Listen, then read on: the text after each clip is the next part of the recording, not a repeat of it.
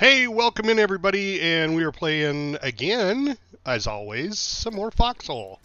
We are very close to winning this war, and we just got to make some pushes here. Oh, what was that? Well, I got 35 in my backpack. Okay. We're very close to winning this war this time, so I think that's kind of fun. Last war I got involved in, we did not win. We lost, and you know, it was what it was. This one we're winning, and it is what it is. You know, Kazuri, my friend. Hey, I was watching you play. What the hell were you playing the other day? I don't know, it was like Fortnite or something. I was like, what the fuck? Fortnite?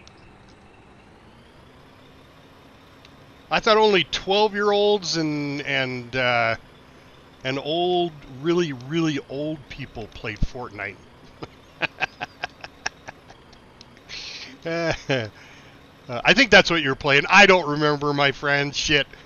I just remember I saw you streaming. I was like, oh, I'm going to jump in his stream. I haven't seen him streaming in forever. So I jumped in your stream.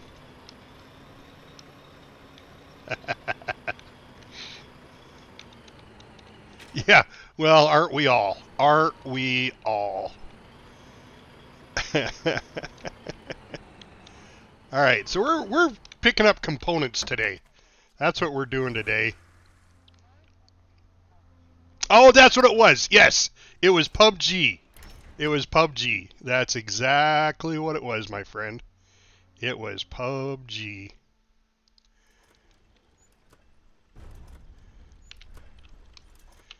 Yes, sir. I never really got into PUBG, but it looked like fun. I mean, it's one of those games, you know, I've played, what is it, Red,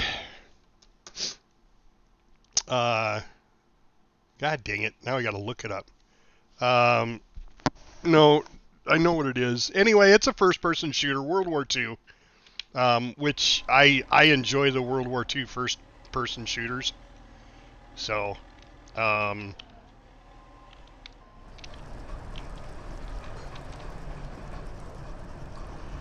so don't get me wrong. God dang it, what is it called? Something Red 2 Division Company Red 2. God damn it, you're gonna make me look it up. You're not gonna make me look it up. I'm gonna look it up myself because I don't remember. Oops, let's disable that. Let's see. It is called Easy Red 2. Easy Red 2. Yeah, that's what it is. Easy Red 2. It's like Battlefield. If you've ever played Battlefield, you can fly a plane. You can get in a tank. You just be an infantry guy. Yeah, it's kind of fun. So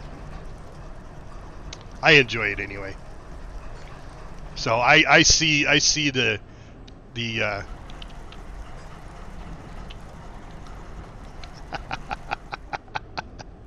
well, yeah, because all the 12-year-old kids who aren't in school at the moment are playing PUBG, and they think they know better than everybody else. But I know you're not a 12-year-old.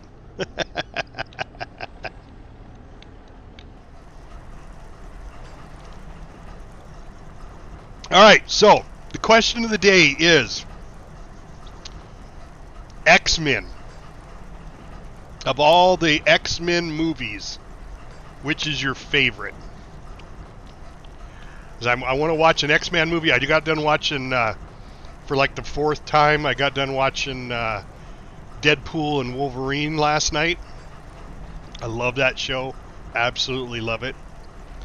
But there's got to be, like, you know, a certain genre of X-Men.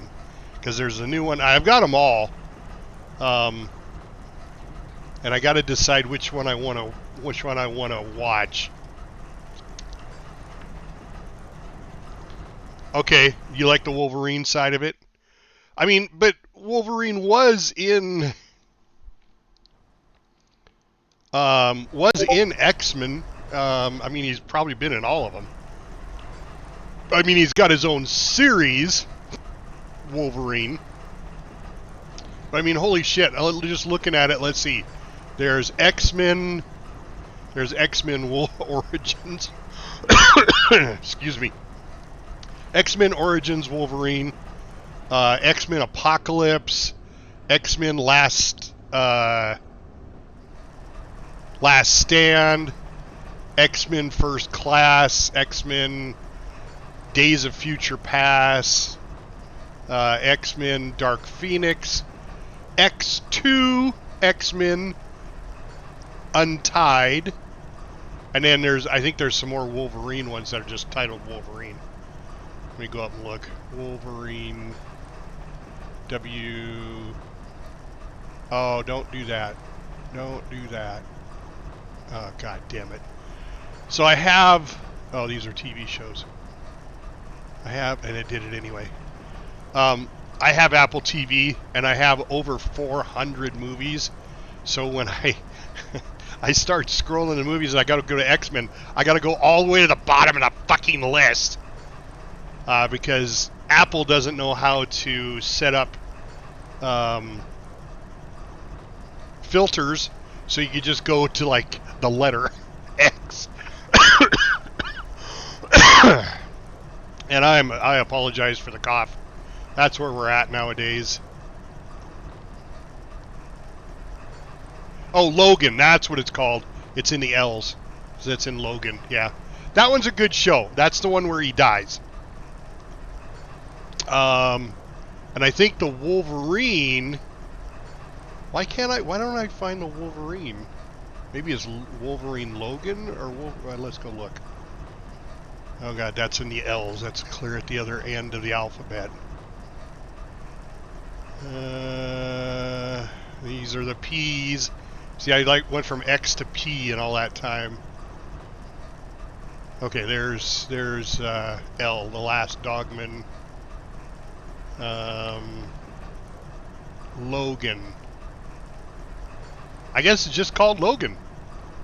Alright. Well, Kazuri says Logan's his favorite movie, so we'll watch that one first. I mean, it's the one where he dies, so it's like, isn't that the last one? Inventory full.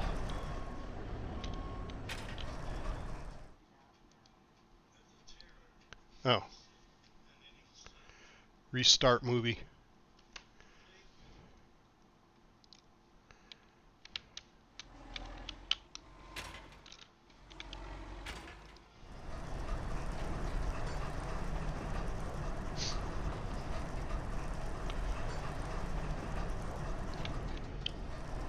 So guys, aka Kazuri is also a streamer. If you guys haven't checked him out, let's see if our shoutouts are working today, Kazuri.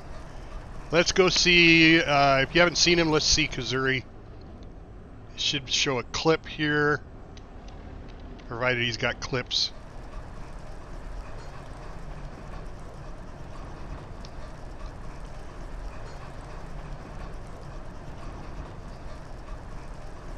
Alright, it shows PUBG. Maybe you don't have any clips. I'm going to check out Bilbetto. Bilbetto always has the same exact clip. Where is Bilbetto? Back. Really? Well, I know Ben has clips. Let's just see if my clip player's working. Yep, there it is. Okay. So, Kazuri, you just don't have any clips? What's wrong with your face? You need to make some clips. It's my makeup. It's painted very special. Stay away from him, Robin. He is made of pure evil. I can see that. You wouldn't like a balloon, would you? I don't want your happy meal, and I'm not very happy.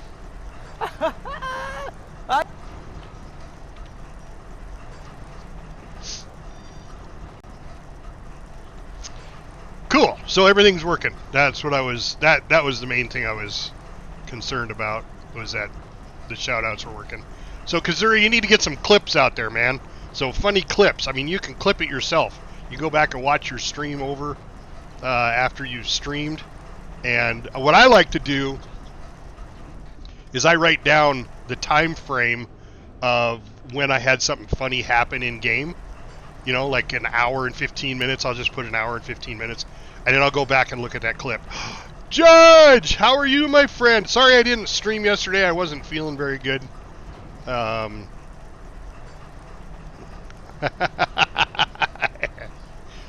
but see, if you weren't lazy at that part and you did some clips, then when I do my shout out, it's going to play a clip of you playing your game. And that is what gets people from my stream interested in your stream. You know, because they're like, oh, that guy looks pretty cool. You know, he had a funny moment there. So, okay, what's the difference? What is the difference, Judge?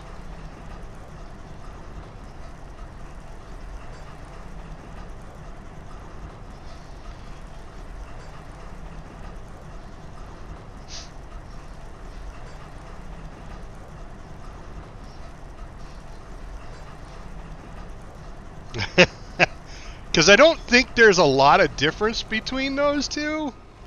Lazy and too much work.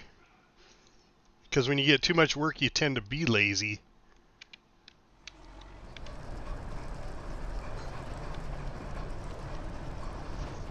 So right now, what we're doing is we're picking up components. We're literally about to win this war. I haven't really looked. Oh shit! So we were at 30 of 32, 30 of 31 victory points last night, and we're down to 28. So the damn wardens have made a comeback. So, and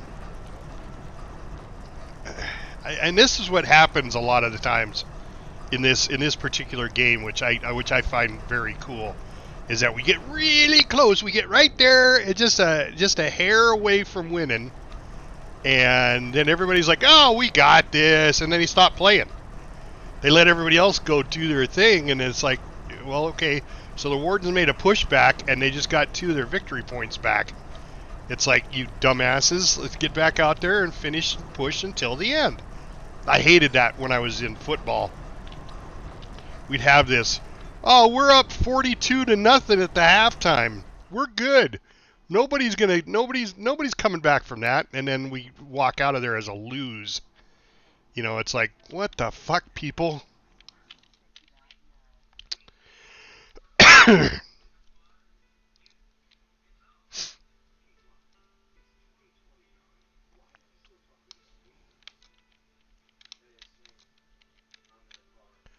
Alright, this is locked.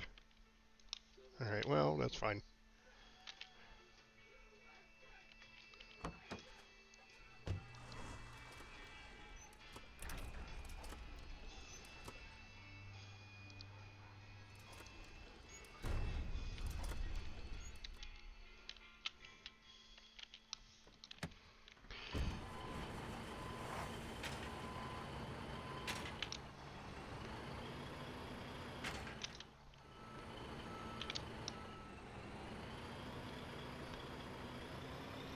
Go deliver this load. We're doing component loads right now.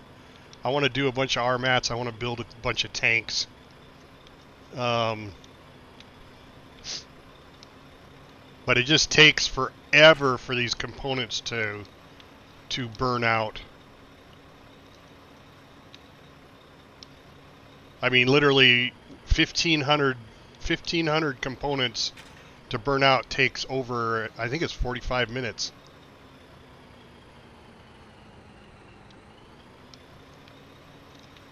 I can't believe I made that turn.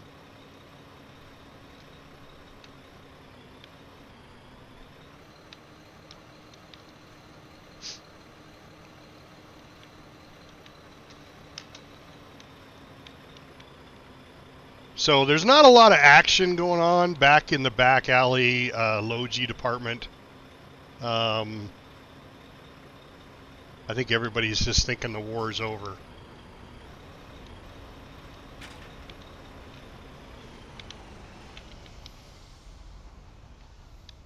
I get that, man. I get that. Real life. I mean, it depends on how you're doing streaming. I mean, there are people that do it for a living, and then there are people that just do it for fun, and there are people that do it as a part-time gig. I'm kind of right now as a part-time gig, only because I'm unemployed. But you know, I get it. So see right there. So I've got 5,980 components turning into refined materials, but it's going to take 3 hours. So I'm going to do a bunch of these loads, and try to get as many armats as going, and then just start making a bunch of tanks.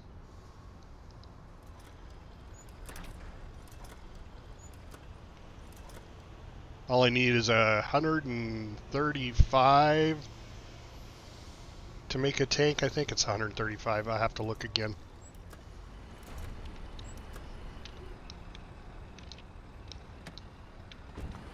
God damn it, I was looking for a crate and there's one right there.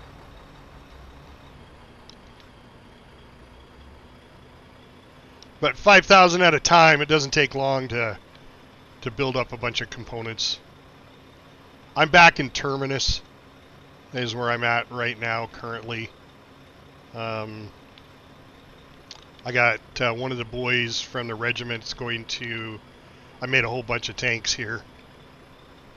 And he is going to... Why is this guy parked right here? Did he run out of fuel? No. God damn it, why do you park there? Why not just do this? Pull it up right there. That way it's not in the way of everybody else trying to drive on the damn road.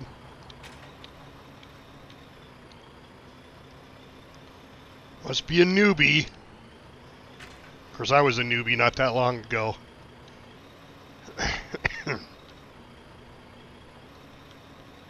But I appreciate everybody jumping in the stream today. I keep saying it. The war is almost over, but if we don't keep pushing, the war is not going to be over anytime soon.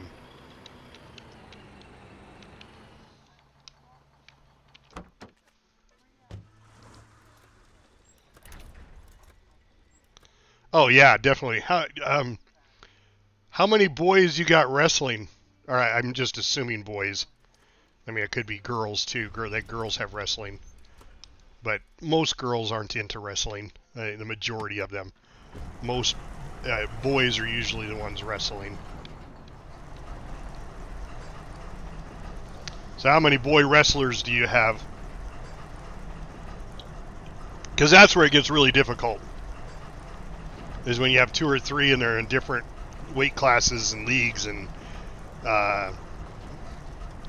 you know, the weekend comes and you got to go to the tournaments, and it's like, oh, you got one in this town and one in that town. Yeah. Been there, done that. My kids are grown up now, so.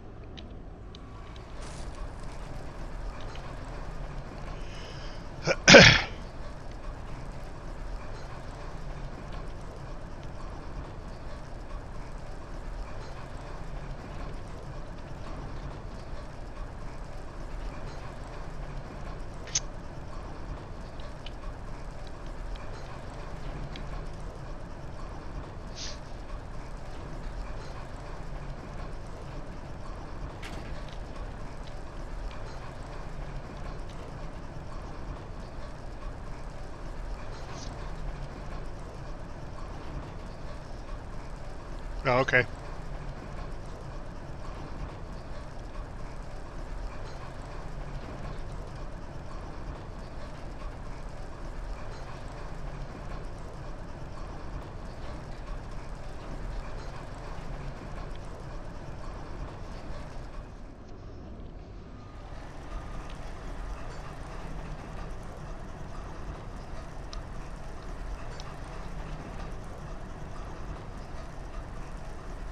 I don't think I turned on my sound bites. I didn't.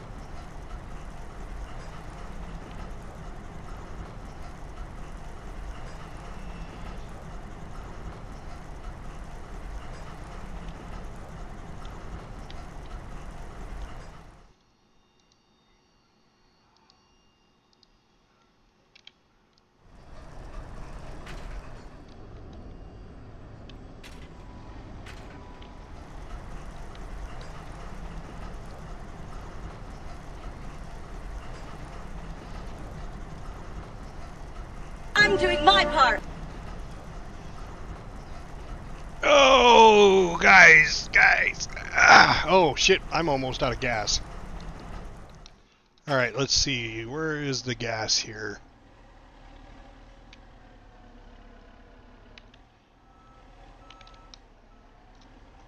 Where is the fuel? Right there.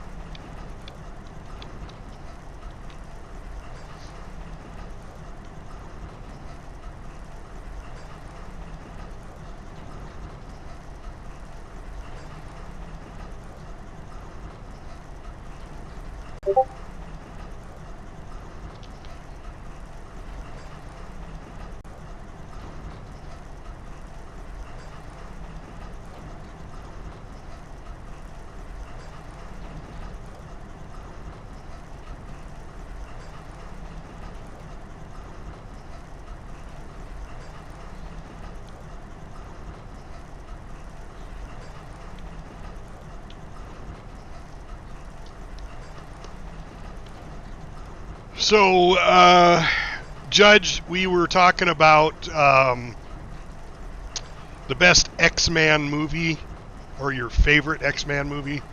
A.K.A. Kazuri decided Logan was his favorite, so I'm watching Logan right now. What is your favorite X-Man movie? I mean, there's like 8 of them. What was the one where Logan went to? Was it Logan that went to Japan? Is that the one I'm thinking? Maybe it wasn't Logan.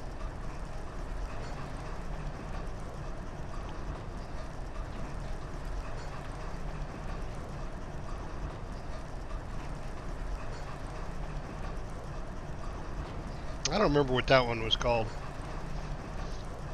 It's probably just Wolverine.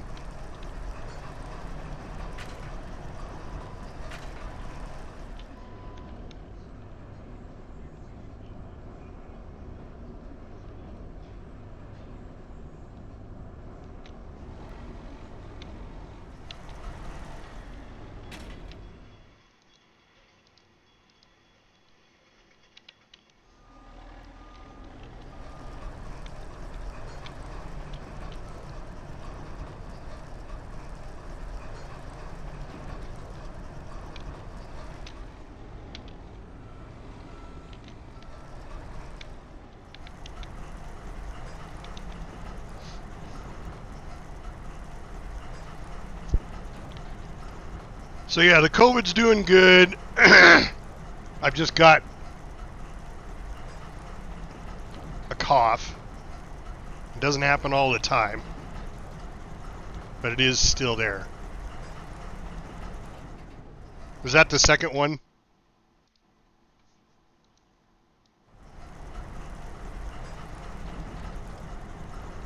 Yeah. That one was pretty good. I didn't mind that one.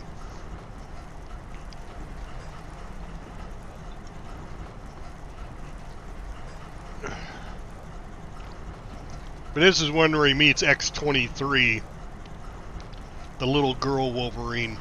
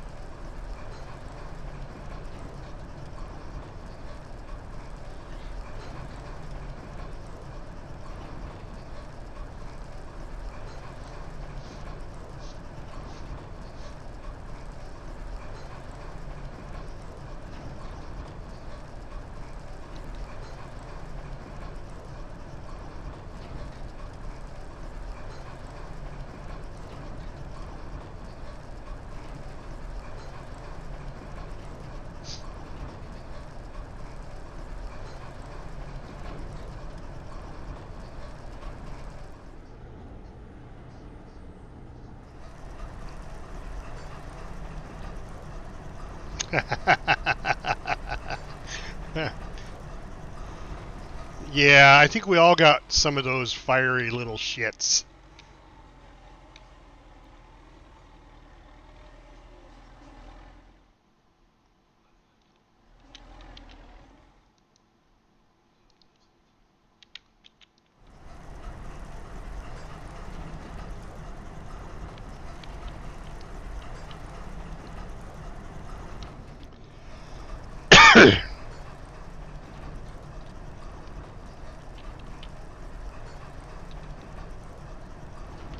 Wardens have taken Lathair.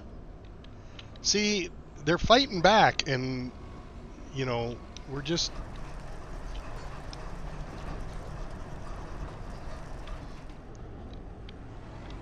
not going to win the war if we don't keep pushing. That's why I'm out here doing my part. I'm doing my part. Would you like to know more?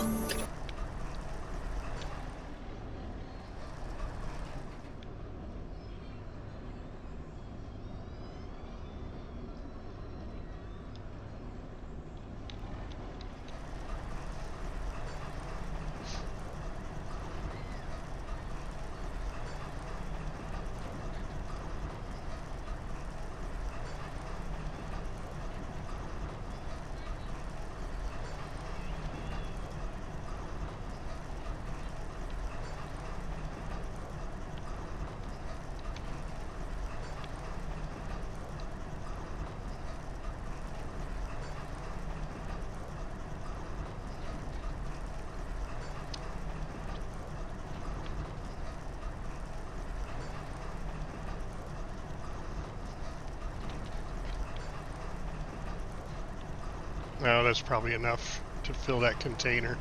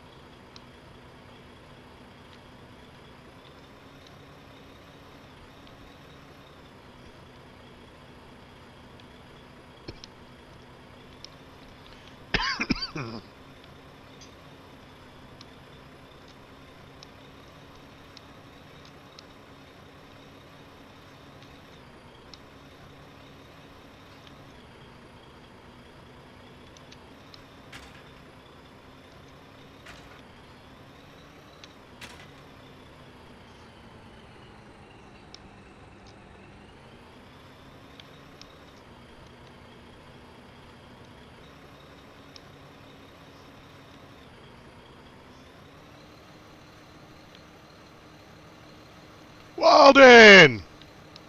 How are you today, my friend? Glad you jumped in the stream. Appreciate that. Oh, let's see if the sound alert plays. Should get a hello there. Come on, really? My sound alerts aren't working now. Yesterday it was my shout outs. Alright, let me look. Yeah, right? Goddamn people anyway. Yeah, no, I was logged out. Every once in a while I gotta log back in. There we go. And yep, shut up, I don't care what's new.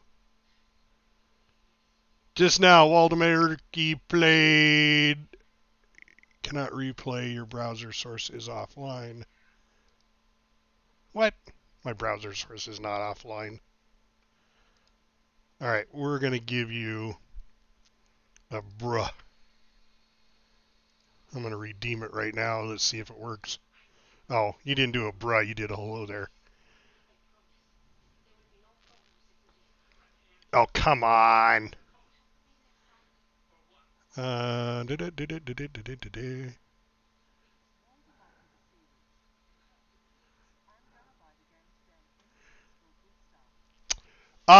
Get with somebody and have them teach you the game. That is the best way to do it. Now, when you first get in, it's going to automatically put you in the Charlie server. I would recommend going to the Alpha server. There's more going on in the Alpha server. Or Able. It's Able server. Ignore everybody. If you want to get in a good regiment, ignore everybody because they're going to see you're not in a regiment and they're going to try to recruit you into their regiment. I would ignore them for the first part. Stay on the island, do all of the tutorial. So the tutorials are nothing more than signs. You go up and you read the sign and it tells you how to pick up a weapon, how to load your weapon, how to shoot that weapon. Go through the whole thing from combat through logistics through artillery. And then there's driving. I think there's a driving one too. That would be the first thing I would do.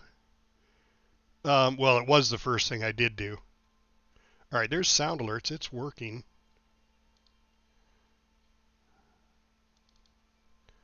Sound alert source. Select all. Let's copy it. Ends in 8D0A. Okay. Let me go back to the website. I better keep an eye on what's going on in my game. Yeah, I'm good there.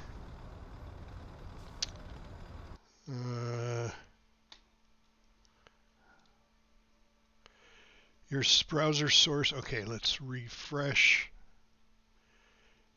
Your Sound Alerts browser source is offline. Go to Sound Alerts Setup.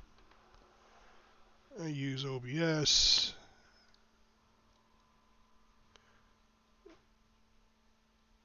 Copy and paste.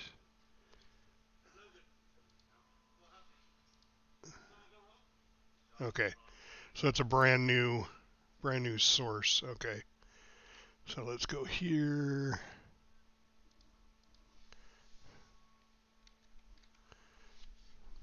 And okay. All right, now is it home?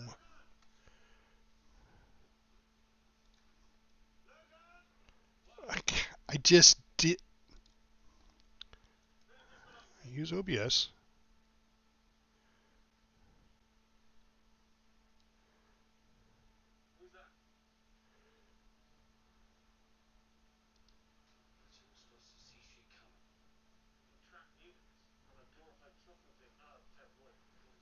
Okay, copy and paste sound. There's scenes.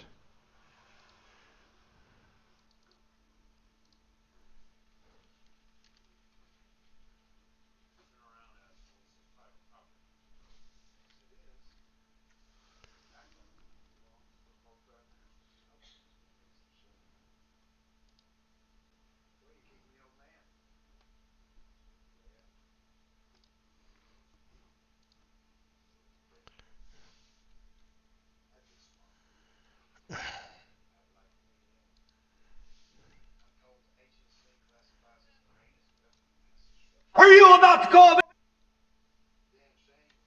All right, well, that's there. Wait for browser source implementation.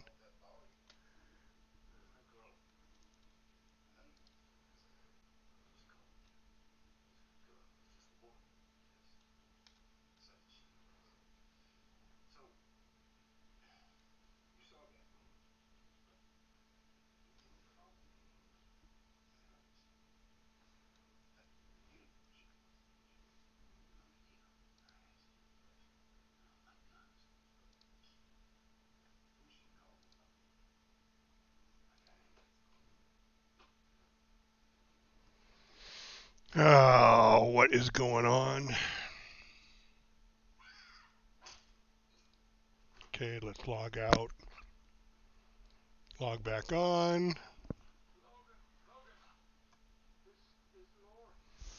So it's probably because OBS is already running.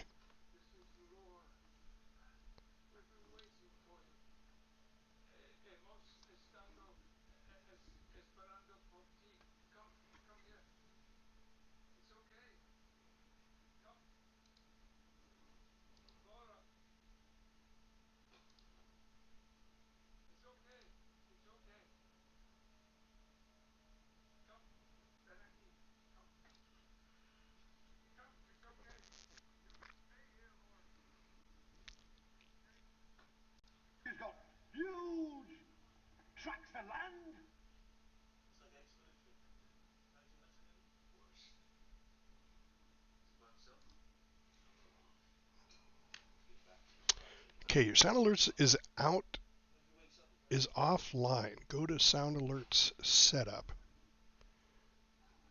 Yeah, okay, but that's not.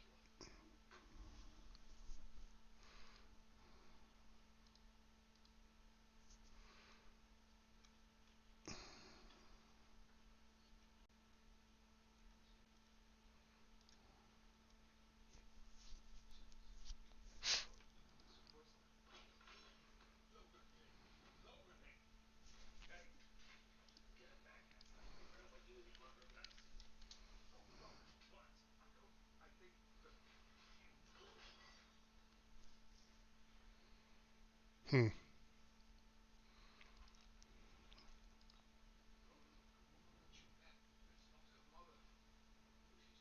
Okay, activate our Twitch.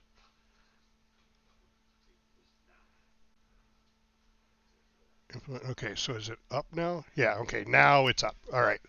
Status is good. I just had to. Now we're going to test it. All right, let's see. He played Hello There. All right, let's play Hello There for him. Hello there. You know what? Let's do. There's a Hello There. Make sure it works. And anytime.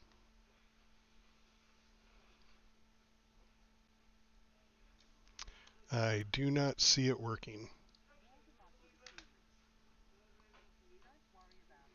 Ah, it's okay now. That's funny. All right, that's funny. All right, so it said it wasn't working, and what I did was this,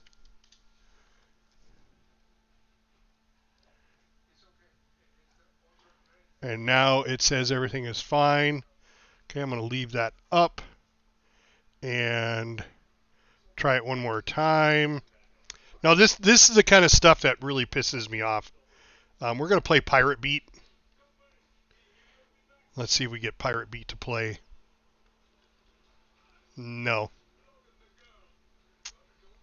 This is the kind of stuff that just torques my hide when it comes to streaming.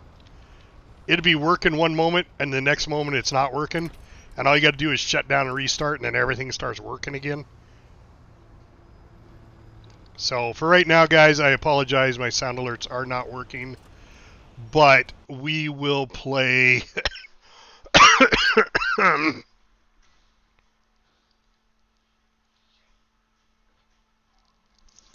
We'll go ahead and play the Pirate Beat.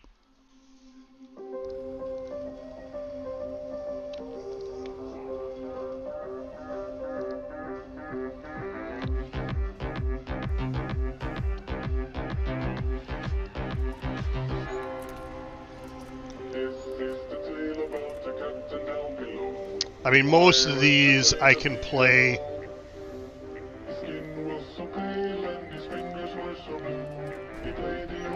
I don't know how some of these bigger names get away with this stuff not working for them. Unless they have somebody that specifically checks it out or something. That before they start streaming. And I could have probably have done that. I could have probably have pre-tested it out. I guarantee you, once I shut OBS off and then turn it back on, it's going to start working. That's the way I got it working the other day.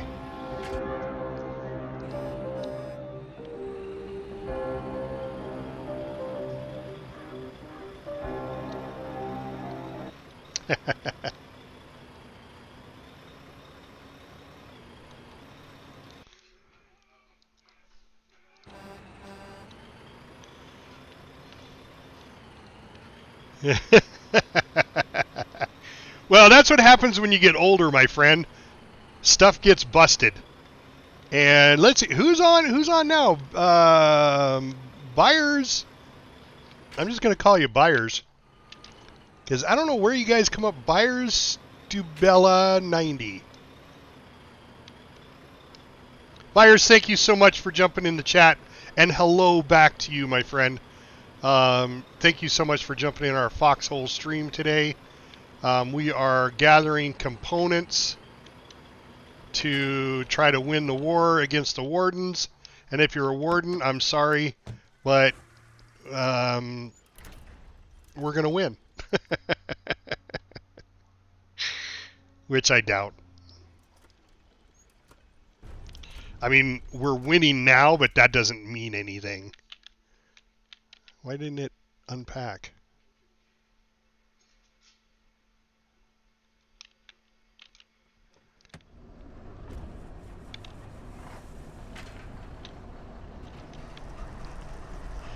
So right now, today, what we're doing is we're gathering components. Yeah, see, you can call me Beer. All right, perfect.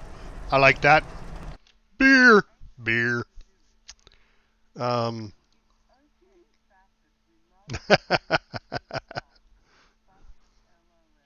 Yeah, busted and old.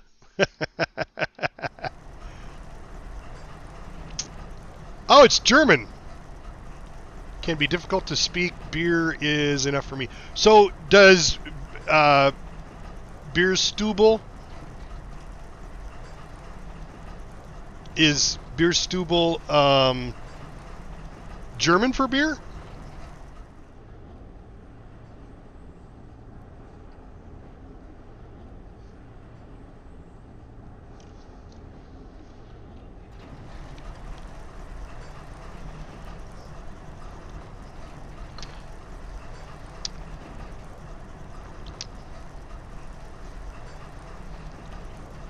Well, I am partial German, but I've never, I mean, I speak the basic German words, you know.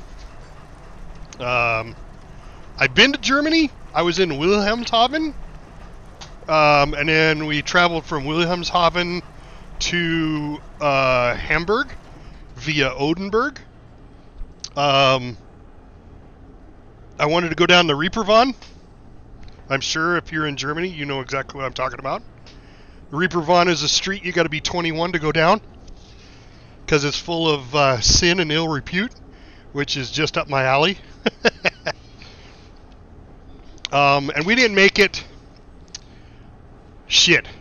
I think we made it a block and a half down the Reeperbahn before I got screwed without taking my clothes off. We got suckered into this bar, and I was in the Navy, in the U.S. Navy, and we had an overnight pass.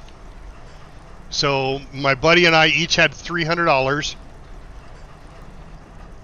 and we were going to get a hotel room and then go up and down the Reeperbahn and see all the naked ladies and blah, blah, blah. First bar we came to, the guy asked if we wanted to come inside, and we're like, yeah, sure. And he sits us down at a table, and he brings over these two Swedish, beautiful bombshell women next to us and sat them down next to us. And asked if we wanted to buy him a drink. And I'm thinking, yeah, we'll buy him a drink. Yep.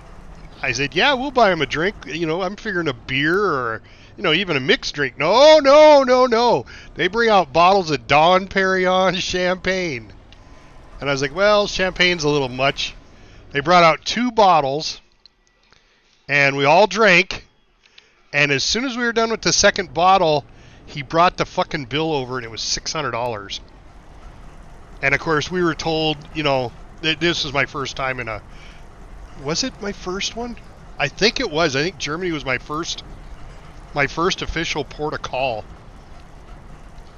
And we were told, you know, don't make waves.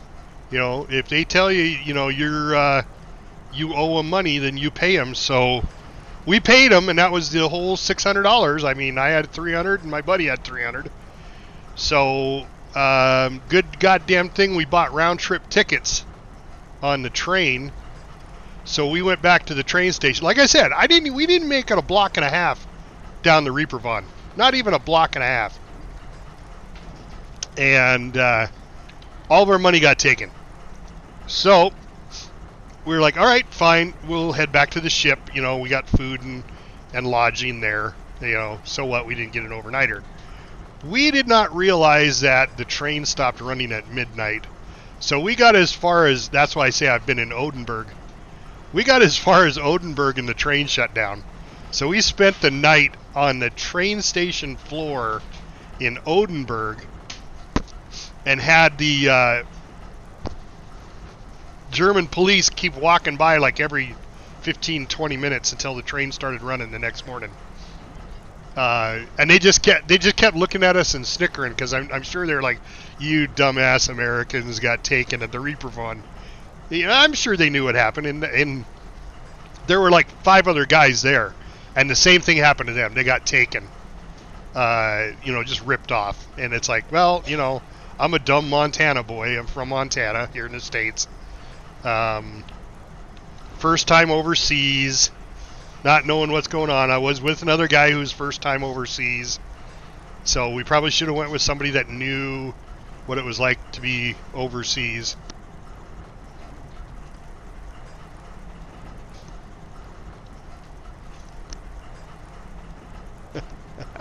Yeah, I see you laughing, Beers. I'm like, yeah. So we spent the night there, and the train started running the next morning. We got on the train and we went back to the ship.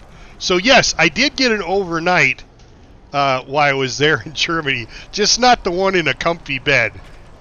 And that's why I tell people all the time, if you're young, you need to do your traveling while you're young, because at 60 years old now, do you think I could spend the evening on the train station floor? Yeah. Well, and you learn really quick, Beer. You learn really quick. Which there's nothing wrong with learning as long as you don't get hurt. So, my daughter goes, at least you can afford a hotel when you're older. She didn't hear the first part of the story, so on why I didn't have a hotel room. I got ripped off. She goes, because you were broke? So, anyway, she's funny. But, yeah, do it while you're young so you can make those mistakes.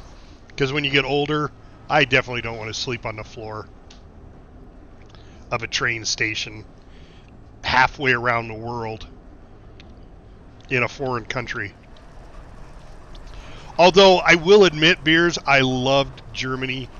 I got off the boat, and it was the first time. Well, Beers. I'm only, or I'm sorry, Walden. I'm only telling the truth. You know, so it's. If it hadn't happened and I was trying to make it up, I think the story would be worse. But no, it was true. It was fun though. And that's why I don't mind sharing, because it was a life lesson. It was fun. I enjoyed myself. I didn't get hurt. What I did enjoy about Germany though, and that was my first port of call and my first overseas port, is when you're used to. Now, I was stationed in Norfolk, Virginia, and at the end of the pier, I was on an aircraft carrier, the USS Nimitz. It's a huge ship, just huge. 6,000 people on board. They had a McDonald's at the end of the pier, because when you have 6,000 people on board a ship eating shipboard food. Now, shipboard food is like, if you've ever gone to college and you've eaten college dorm food, it's like that. It's okay. It's school food. It's not bad. Smaller ships are a lot better, but when you get on a bigger ship, the only way to do it is, powdered eggs and, powdered milk and all that kind of stuff. Because you just can't keep enough food for a 6-month deployment on board your ship. But regardless, I mean, it's decent food. Don't get me wrong. I mean, it's survivable. But they put a McDonald's at the end of the pier because, you're sailors and you like McDonald's. So as you go out to sea, and I don't think we pulled into port until 2 months. So 60 days after we pulled out, we pulled into a port. You're jonesing for some fast food. All that crap they put in their food, you're just starving for it. So as soon as we hit Wilhelmshaven, the first thing I did is when we got on shore, I saw McDonald's. It's like, oh, we're going to McDonald's. Oh yeah, and we get to McDonald's, and what do they have? They have the McRib, which they had it in the States for a little bit, and then they quit. Well, I guess overseas they do. If they come up with something new, it's always on the menu forever. Not in the States. They only do it in certain time frames. So I had a McRib, and I had fries, and I had a beer. Because in Germany, they serve beer at McDonald's. Why can't they do that in the States? I have no idea, but do you know how much money they'd make? Holy crap. And they should be pushing for that shit. McDonald's corporate should be pushing for that. You know how many more people would go to McDonald's if you could get a beer instead of a Coke? Oh, I got low fuel again.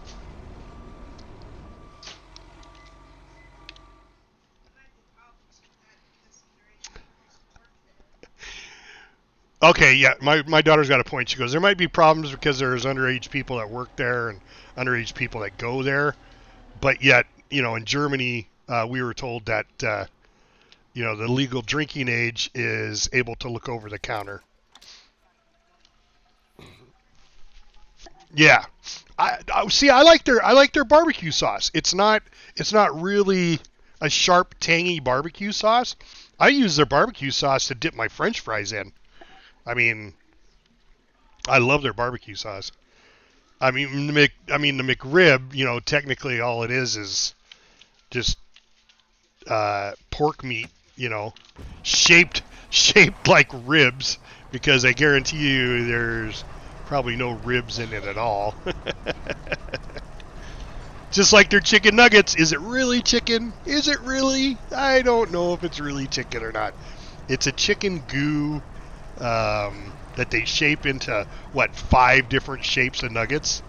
You ever wondered that? You ever wondered why all chicken nuggets, no matter where you go from McDonald's, they all have the same shape? There's that one that's kind of like a boot. It's got that little kick off to the side. You know, it's like, has nobody ever stopped to think why?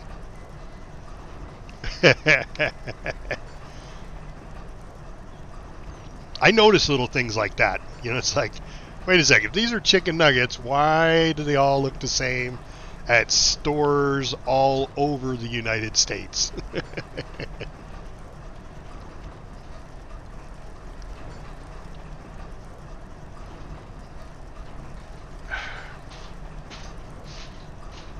All right, so let's put this past you guys. Fast food restaurants.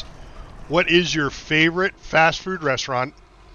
And in that fast food restaurant, what is the favorite one item that you like? So for me, I really love the Burger King onion rings.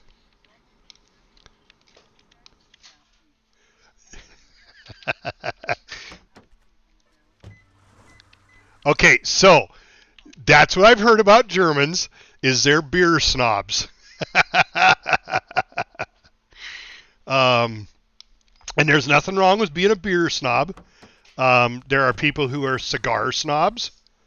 What do you mean too close to interact with? I put it there with this crane. God damn it. Where's that mobile crane?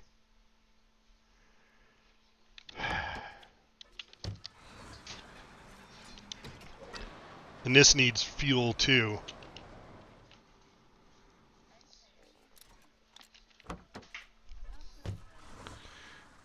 Oh, Kazuri. That's a good one too. The Taco Bell Mexican pizza. They just recently brought that back because apparently it was gone for quite a while. I didn't know it was gone. I didn't know they took it off. I'm not a big Taco Bell fanatic. I do like Taco Bell. I love their Los Taco Nacho Cheese Dorito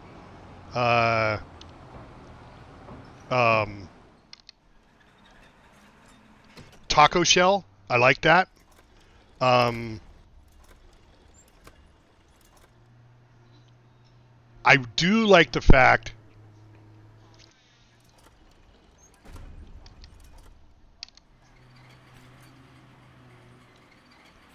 Donner Kebab. Oh, I bet you that's really good. So when I was in Turkey, so what I did when I went overseas, I liked going to places that I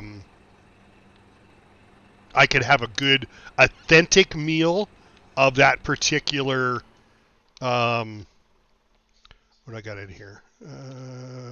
Okay.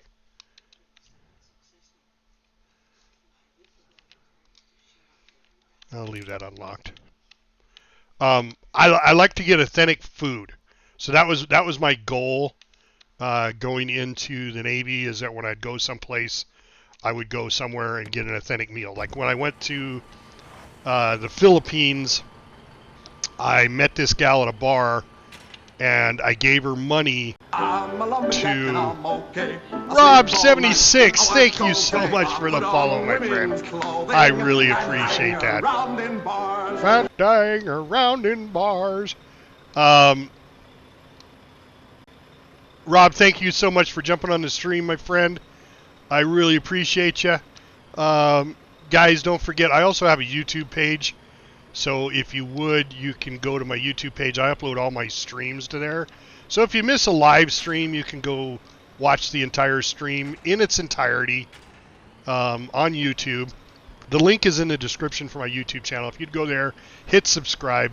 To follow and subscribe are the last 2 things that you can really do in the world that's absolutely free, that doesn't cost you anything. There's no subscription rates. There's nothing you have to pay for. You have to have a subscription, you know, but that's free. So, please go hit that subscribe and hit that follow button for me. Anyway, like I was saying, so when I went to the Philippines, I met this girl at a bar, and I gave her $30, and I said, you know, because she was a hooker, to be honest, and you had to pay her bar fine, which was, I think her bar fine was $30. Half of it went to the bar, half of it went to her, and then she could leave the bar with you. I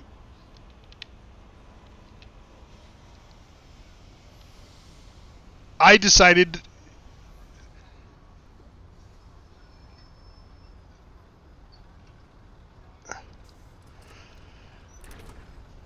So, is it kind of like? So we have what are those called?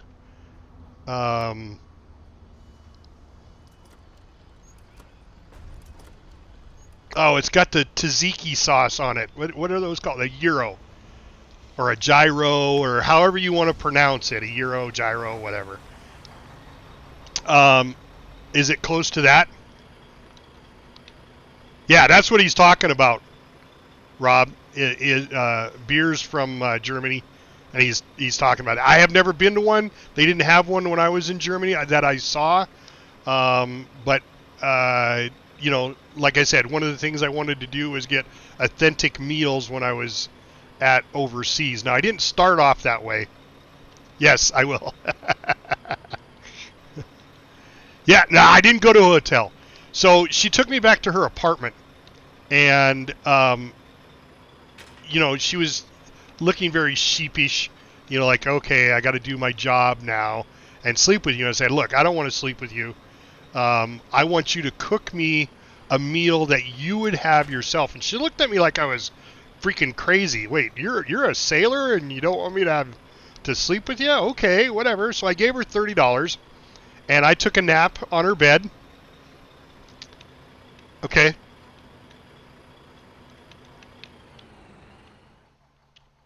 Oh, nice. So you go there a lot. Anyway, so she went to the market and bought a bunch of stuff and made an authentic Filipino meal.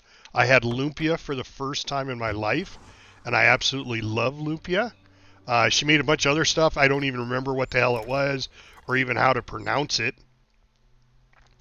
But it was all fantastic. Just absolutely fantastic. I'm glad I did not go to the open air market with her because I would have gotten sick. I went with her the next time I came back to port.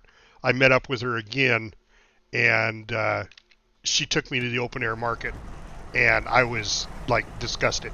There were guys standing there with sticks with little thingies hanging off of it, and they'd wave the flies off all the meat as you approach the meat to go look at to buy, and I was just like, no.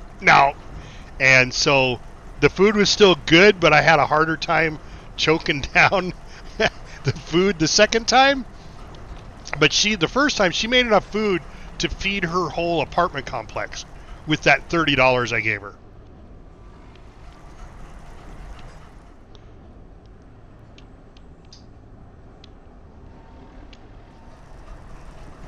Oh, okay. All right. So it's very similar. Yeah. So, and then the meat is probably the same kind of meat. It's that lamb or yeah, it's lamb, isn't it? Isn't that what's in a gyro is lamb? It's not pork, I know that. I think it's lamb. And lamb's good, don't get me wrong. I love it. Mutton, lamb, whatever you want to call it.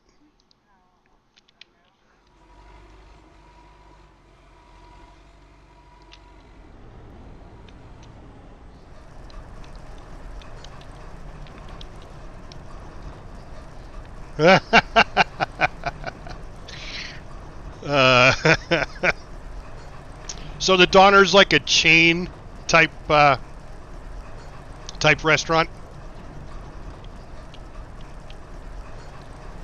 It sounds amazing. I'd love to try one. but see, I'm one of those people too that right. No pork. I'm one of those people that I'll try anything once, no matter what it is. I love cultural food. It's just like when I cook Chinese, I learned that Chinese food is pretty much all the same. It's just a matter of the different sauces, but it's the same basic ingredients. Whatever meat they decide to use, and then, there's cabbage, there's carrots, there's onions, there's garlic. It's and that's a lot of it is worldwide is that way. Now, when I was in Hong Kong, we went to a very popular Hong Kong restaurant, and I had some stuff there that I'd never had before. I had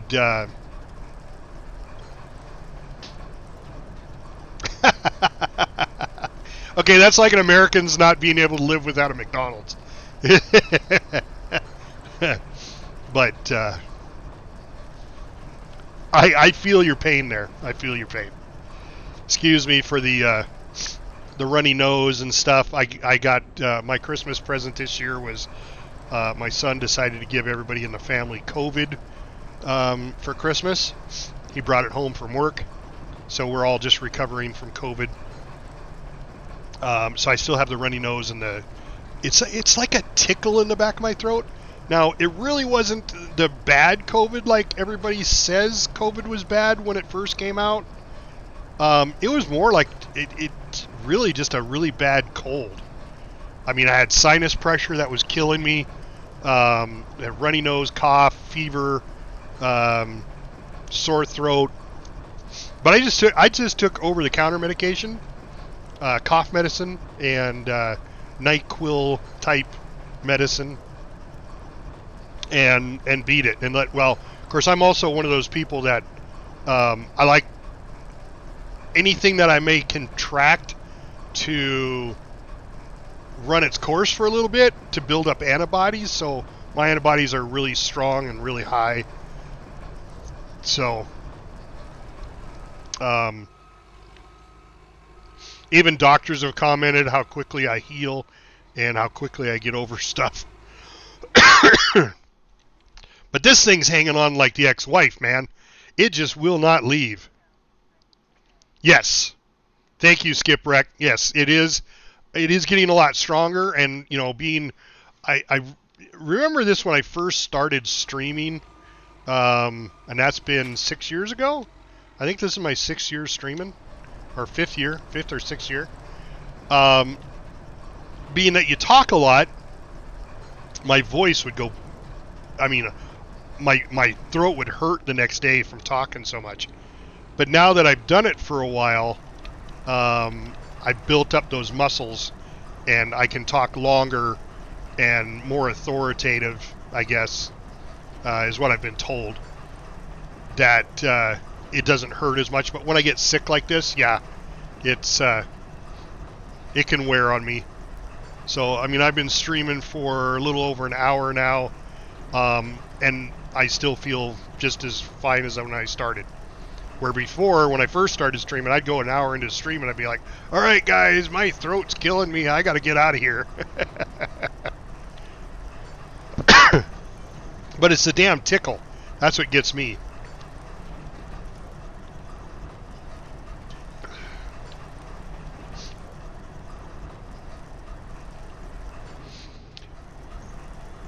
No, I don't multi-stream to it. I tried doing that a year or so ago.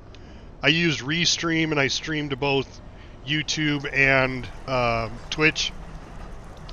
And I found that all my viewers were on Twitch, and I had very few viewers on YouTube. But I did have a lot of views on YouTube of my past streams. So I don't know if it's just easier to watch YouTube as a like watching streams later.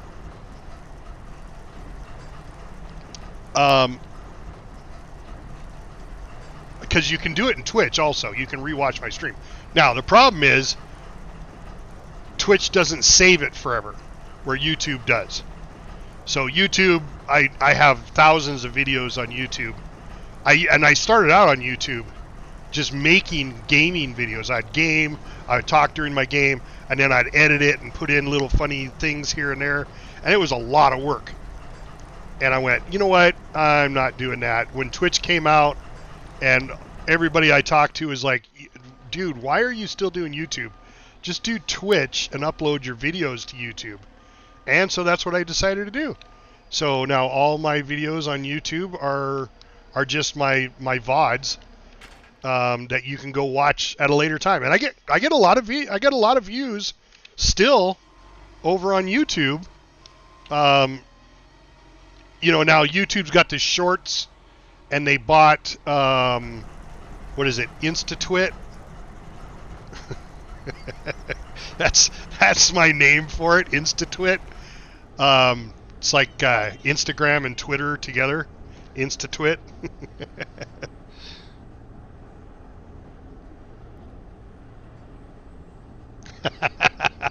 So my wife just pointed out. So I have a podcast that has a little over 30,000 followers, but it's for World of Warcraft, and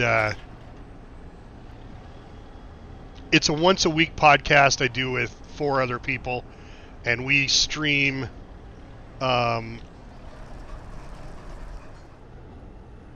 instant tweet. Yeah. We stream my raid team. Oops. Alright, I'm not going to get a full load because there isn't enough here. But I can, because I think these trucks over here... Yeah. These trucks here have some in it. Anyway, my wife just texted me and she goes, what did she say? She said, nice belch. So I burped during the podcast. I usually use push to talk when I do the podcast, but for whatever reason I had it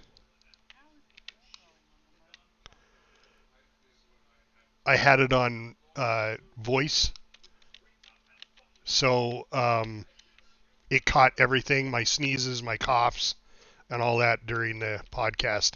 So she's commenting on the fact that I belched, and I didn't edit that out. It is what it is.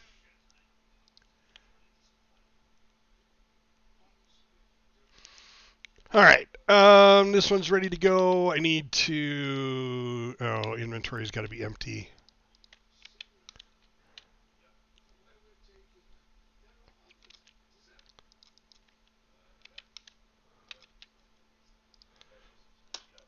Let's see where we're at.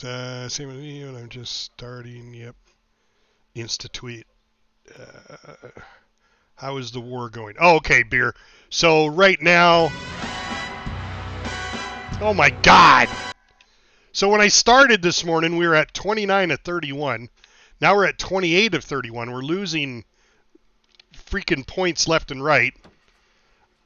I would not be surprised if we lost this war due to the fact that we got cocky, and it was all, it's fourth quarter, and we're putting in our, we're not putting in our best effort, and they start kicking our ass. I would not be surprised if we lost the war just from that. Right now we're 28. I went to play EVE Online once, and there was a queue to get in, so I just deleted the game. EVE Online is very similar to this, I imagine. With this game, though, what really attracted me to it was the fact that everything we do has to be made by somebody in game. So if you want a truck, you have to go get scraps and turn those scraps into basic materials, what we call B mats. And then the B mats are used in a factory to make things, or in the case of a vehicle, you'd go to a garage and you would make a vehicle. So right now what I'm doing is I'm collecting components, which is another material that you need to use to build stuff. He's in my way. So this right here, this building right here that I'm going to, is a refinery. Oh, okay. Yeah, it's like, I don't know what it is. If we're just, like I said, it's the fourth quarter and we're giving up. We're like, oh, we got this in the bag, and we start taking it easy. That's not when you take it easy. That's when you push even harder to win the war. All right, I got 10 hours and 37 minutes to wait for this stuff to burn. Oh, there's 700 right there. Look at that. All right, let's, I'm going to go make another tank. Let me put this up.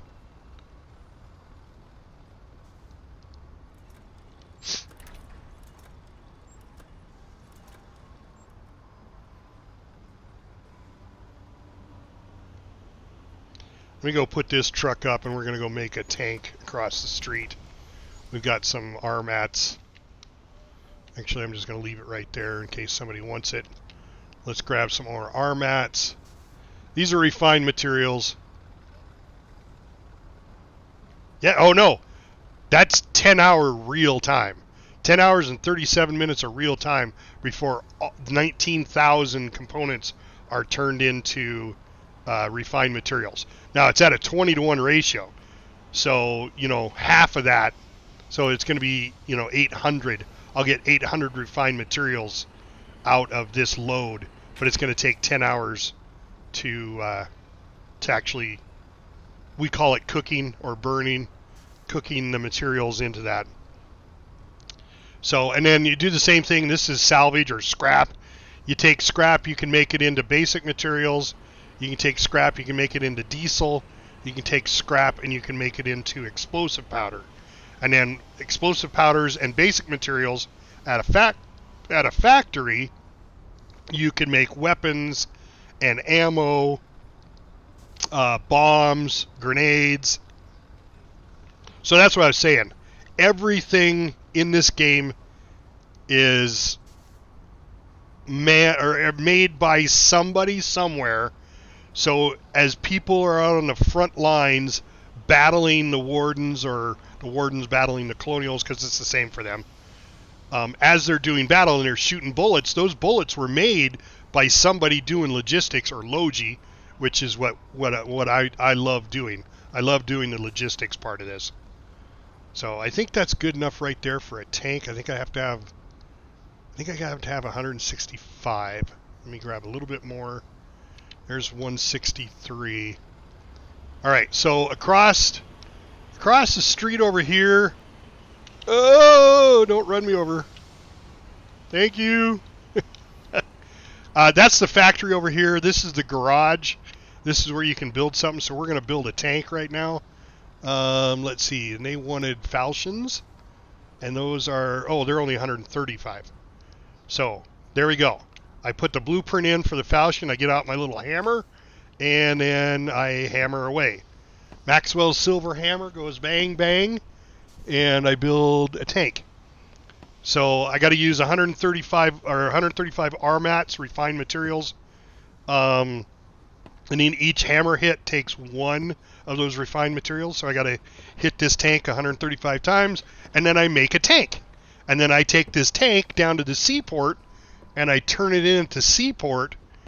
And you can do it one of two ways. You can put it into a private stock, or you can put it into public. And if you put it into public, anybody could pull this tank out and go use it. I'm putting it into private stock, and then my guys in the regiment that I'm in, will come down with a freighter, and they'll load up these tanks into a freighter, and then take that freighter up to the front and drop them off and drive them up to people so they can use them. So my tank that I'm building right here is going to be used at the front at some point. Yeah. So am I out there shooting the guns and throwing the grenades? No. I mean, I have. I don't mind it. I don't enjoy it as much as I enjoy doing this. I know that what I'm doing is helping the war effort.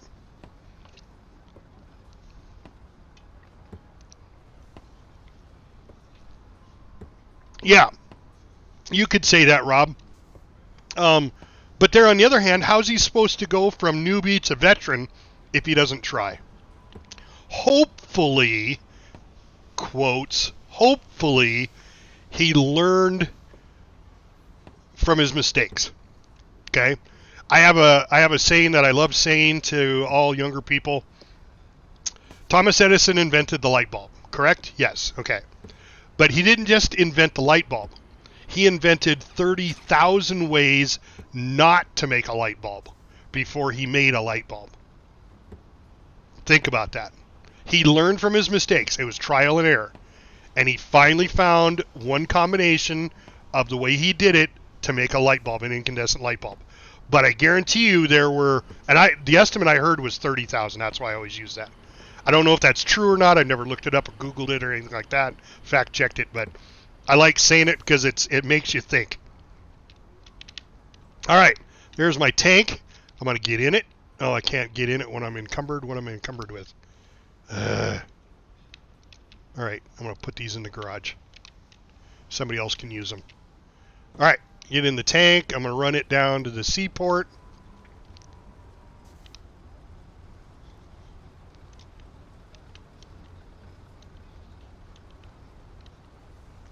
Yep.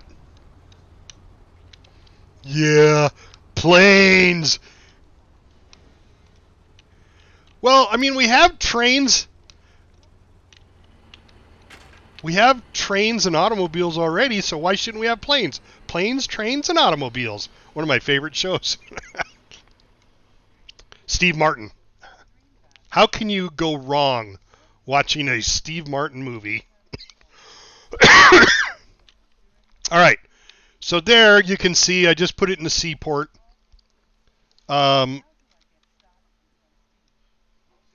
Yes, it is on Steam.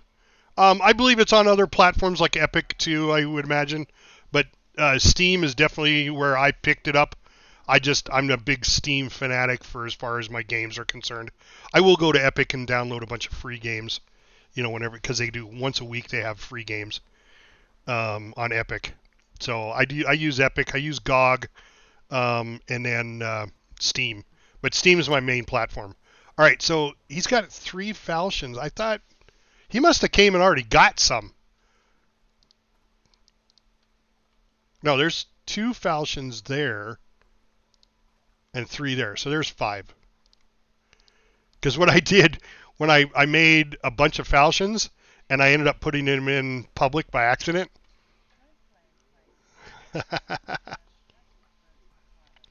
Oh, me too. Beers, I was one. Have you play Flight Simulator 2020? Not the new one, 2024. That one I hear is just terrible right now because they haven't got the infrastructure behind it. But in Microsoft Flight Simulator 2020, I was one of the beta testers of non-pilots, non-registered legal pilots to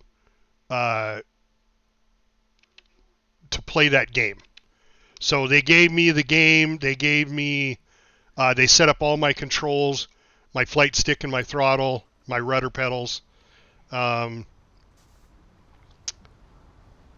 They set all that up for me, and then gave me the game, and then I got to fly it, and I put about 50 flight hours into it. And then the new game, then the real game released, and I bought the game. I bought the $125 version just because I'm so proud of the fact that I was a beta tester for them. And so I bought the the most advanced version, and I play it all the time. I actually, holy shit! Now there's 500.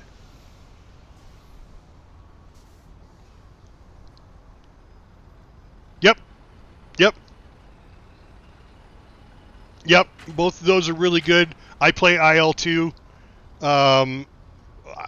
And what's funny is I play IL-2 for the tank battle, because you can have a multiplayer tank in that, and I love that.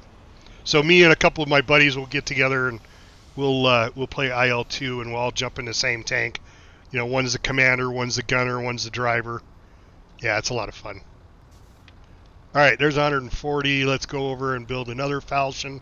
I'm going to keep building falchions out of these refined materials until there isn't any more.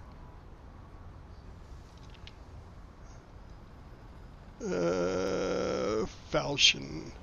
I mean, I want to build some Nemesises too. You know what? I'm going to grab those, and I'm going to build... This one's going to be a Nemesis. I really like the Nemesis tank. I have yet to drive one. Or, not drive. I've yet to crew one. I've made probably a dozen of them so far. But I always take them up to the front and let somebody else crew it. You got to know what you're doing when you're tanking. You really do, you know.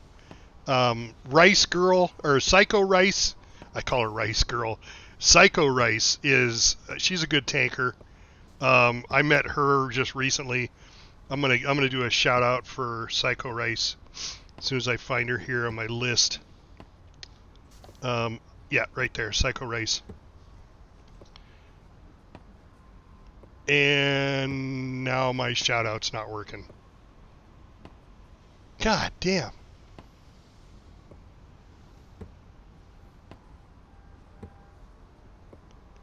Unreal. Is it, or did I spell her name wrong?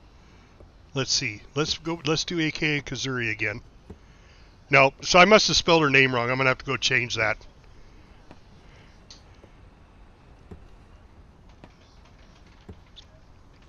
So I use a soundboard, and I have it set up to do automatic shout-outs, so I can do this all on my own instead of having somebody moderate my stream and do shout-outs for me. But you should be able to find your Psycho Race. Poor busted operator. Yeah. It's Fafford's fault, right, Kazuri?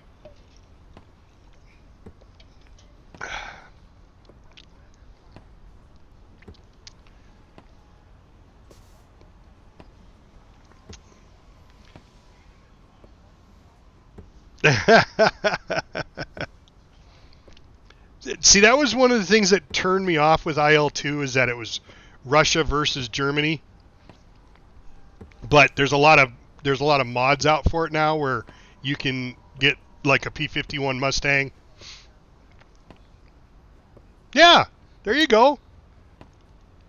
Awesome, Rob.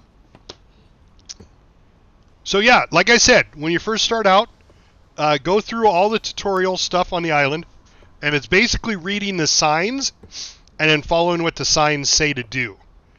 Do all that. If you want to get involved with a regiment, fine. You don't have to. Although I would recommend it. I didn't when I first started. I just went in game and started playing. But somebody from my stream, you know, because I was asking questions in my stream, you know, how do I do this? How do I do that? And one of the guys in my stream said, hey, you know what? I'll just meet you. Go to your island, and I'll meet you there. And then he took me around and showed me how to do a bunch of stuff, which I was really appreciative of. And then once he showed me a bunch of stuff, I started running around, and I was wandering through this base, and this guy came out, and he goes, can I help you? And I said, I'm just looking at your base. I'm new to the game. And he goes, well, here, let me show you around. So he started showing me around, and that's how I ended up in the GDMC the Green Devils Marine Corps, or like what I like to say, the goddamn Marine Corps. And now, what the fuck?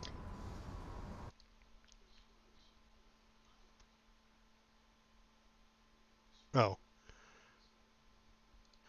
Thought I broke it.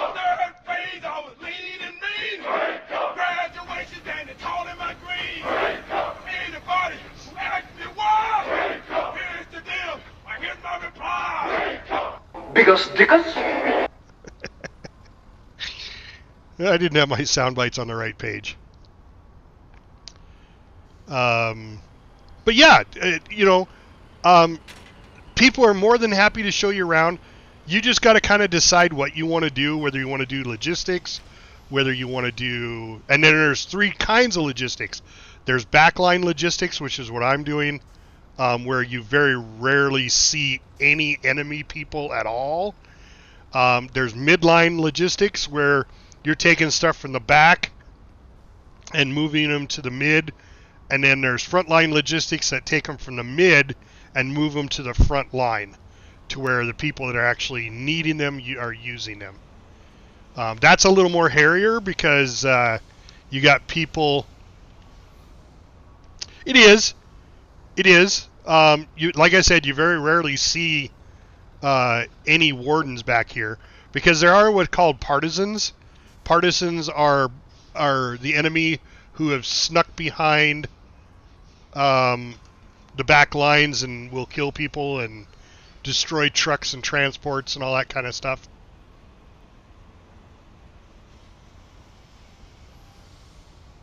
What do I want to make? Falchion. I'll make a falchion this time.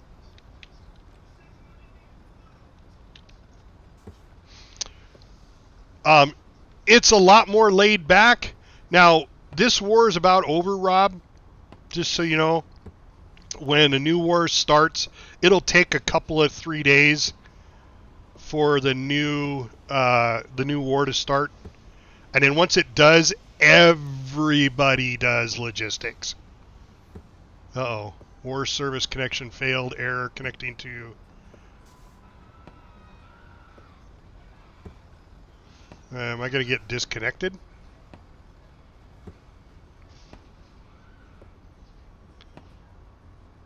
Well, maybe not. I don't know. It's still getting server updates.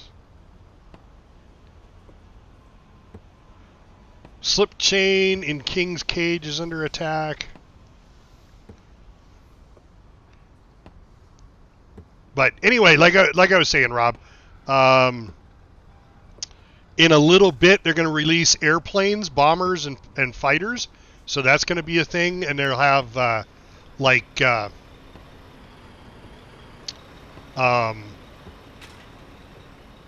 airborne infantry. They'll do infantry drops. It's going to be an interesting time when they introduce the airplanes. But that's not going to be for a little bit. Probably be midsummer, June, July, something like that, before they release it. So, but for right now, this will get you, get a couple of wars under your belt, learn how to play the game, learn how to do logistics. I would be happy to help you at any time you want, Rob. Anytime I'm streaming, go ahead and drop in the channel and ask your questions. If you want to get involved, now I'm on the Warden side, I'm on the Colonial side. I'm not playing Wardens, I'm playing Colonials. And the only difference between the two, in my opinion, is the uniforms. Other than that, there are subtle differences. I know, right, Beer? I can't wait for it either. That's going to be so much fun. It's going to be interesting to see how they do it, too, because that could really tip the scales. Of course, they said that out of... I'm out of materials? Oh, shit. I thought I had enough.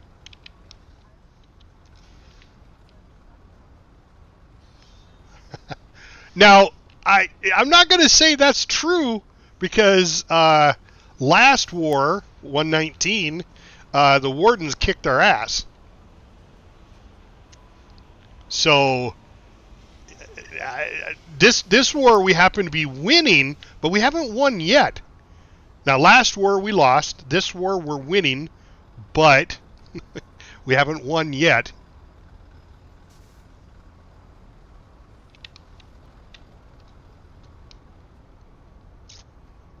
Oh yeah, they could. They could very well turn it around.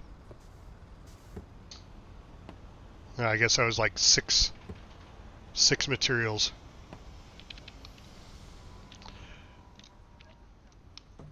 Pretty much, but the Warden's uniforms look like British or French uniforms, where the colonial uniforms look more like the U.S. uniforms. They really didn't model anything after the German war, World War II. Even their vehicles are a little bit different. So I wouldn't say that they were German-based, but that was the only reason I picked the Colonials, is because they look more like American soldiers. Here, I can show you. Let me just get down here where I'm not going to get run over. Let me zoom in on my guy. So that's about as close as I can get. But you look at the Colonial uniform, it looks more American-ish GI, American GI, World War II GI. You know, it's got that dome-covered, you know, the roundish helmet, the olive drab uniforms, where the Wardens have more of the World War I or the French uniforms. It's like the bowl, the soup bowl look, you know. The British had that look too.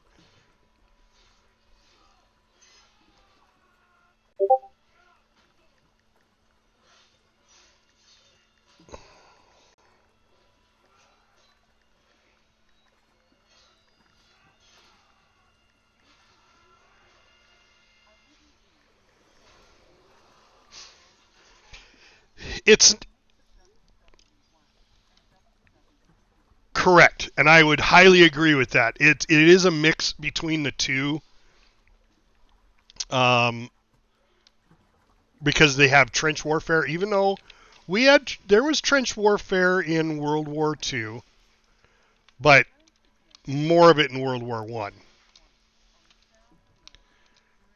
So, and that's what I like about this game, is that it's not one or the other. You know, you could still... Okay, I got 23 on me.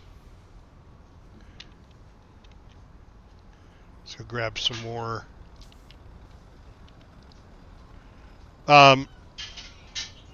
It's... No, they're all made up. They're all made up on both sides, which I'm thankful they did, because it's not something they did. You know, I mean, you're making a video game. You don't have to emulate history. You know, in my opinion, there's enough games out there that do that. Call of Duty, you know, because everybody knows the MP40 was an awesome assault rifle, and the MG. God damn it, what was the German machine gun? MG...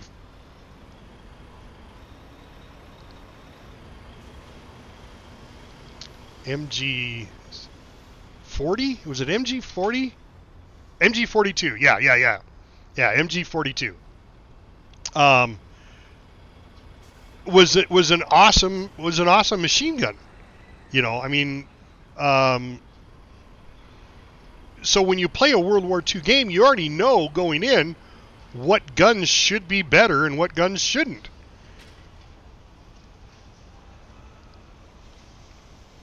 Oh, I played airsoft for years, and we had one of our team members was big into the German look.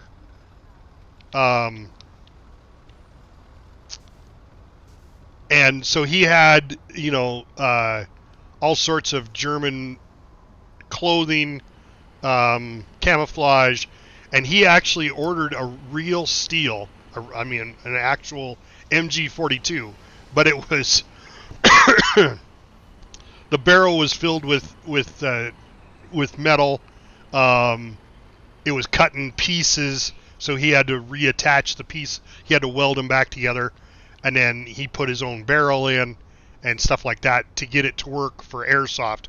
And then airsoft is, I don't know if you know what that is.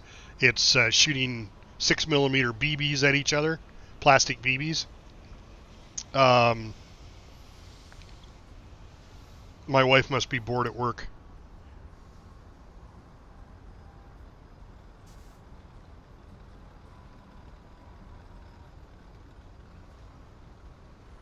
She must think I'm an idiot. You made all sorts of interesting noises during the podcast. I know, I fucking edited it. Jesus, woman. I'm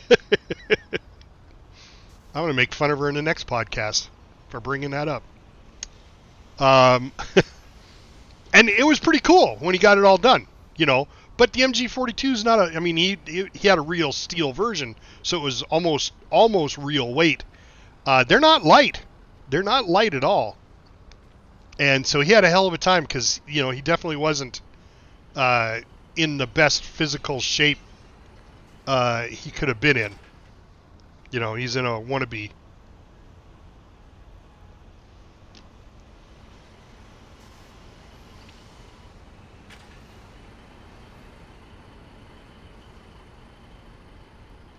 Correct, yes. That's what I'm saying. That's what I'm talking about, Beer. Is that they could have made this a World War II game, but then everybody would have known what weapons you need to use, you know, in order to get the job done, and which weapons are better than other weapons. Where this one, in this game, in Foxhole, they changed it up and they made their own little table of what weapons are good and what weapons aren't. So...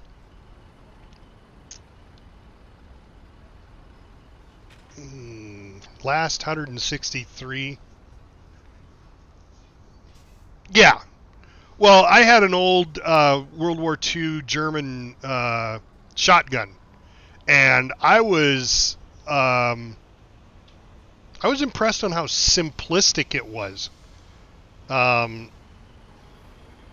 They didn't put a lot of flair into their design of their weapons. They just made them very useful. So, you know, give them kudos for that. But nothing could compete with the simplicity of the Bren machine gun, and that was British. That machine gun was just state of the art, the simplistic of the simplistic, but yet a very accurate and very well-used gun during World War II. The Bren was amazing. Reliable. You could drop it in the mud, pick it up, and shoot it. You know, I mean, it just... it was amazing. Just absolutely amazing. But there was a lot of good weapons out there, you know, during World War II. But that's the point. That's why I like Foxhole, is they didn't emulate all of those weapons. All right, I got to decide what to build now. I could build a Nemesis. I got 163. Nemesis is 150. Falchion's 135. The Bardiche is 165. I'd need 2 more to do the Bardiche. I think I'm going to do a Bardiche. I'm going to go over and get 2 more if I can. I probably have to do 200.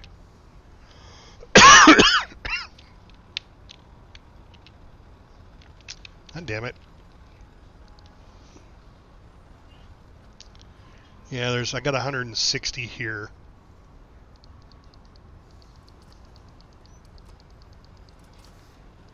All right.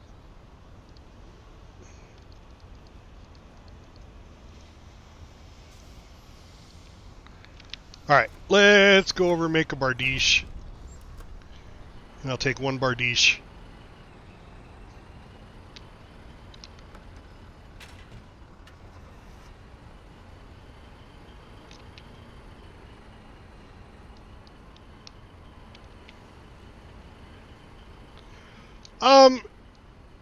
Yes, but No, the Bren didn't have the top feeding magazine. The Bren was on the side.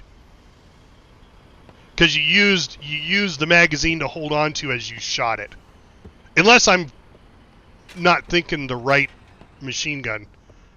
But the Bren was mainly used by the British commandos.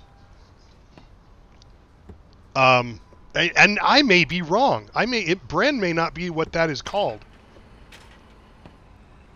Now that I think about it, I think you're absolutely right. I think the Bren was one that had the clip on the top of the machine gun. And yes, they had the sights off to the side, but they were readjusted.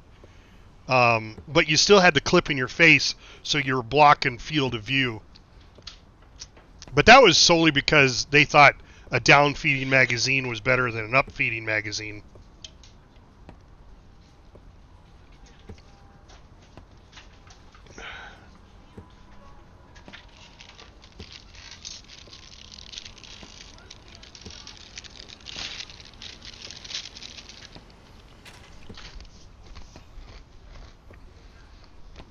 And like I said, you could very well be right. I'm gonna Google it.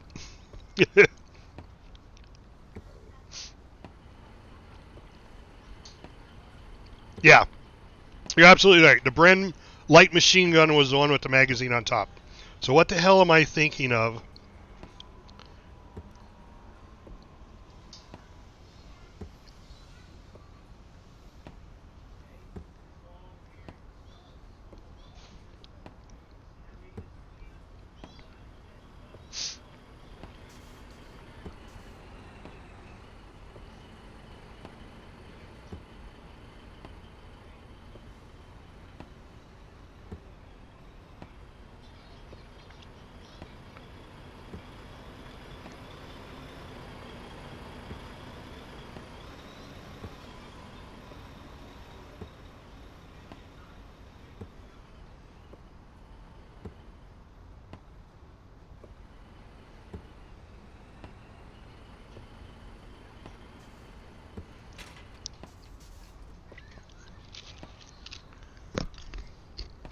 Very good.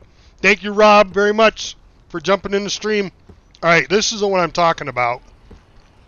See if I can get this to show up on camera. Hold on.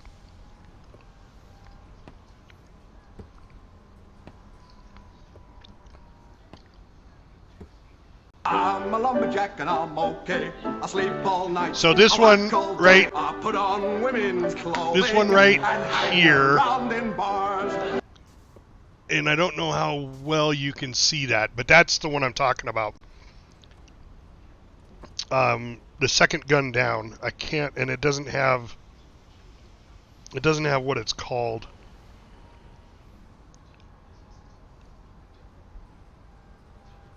Let's see if this one does. Oh, that's probably it right there. Yeah.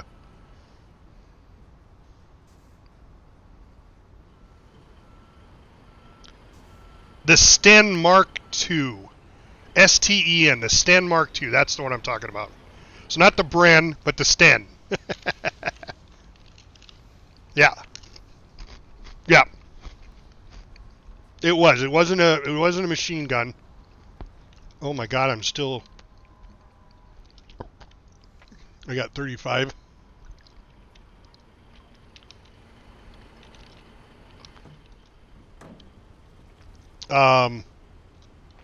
Turn, bitch. Boy, this doesn't turn at all.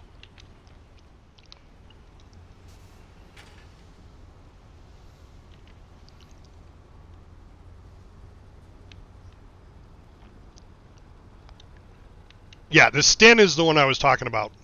That thing is just like the epitome of simplistic operation. Warning, low fuel. Yeah, well, I'm just trying to get it into here and put it away.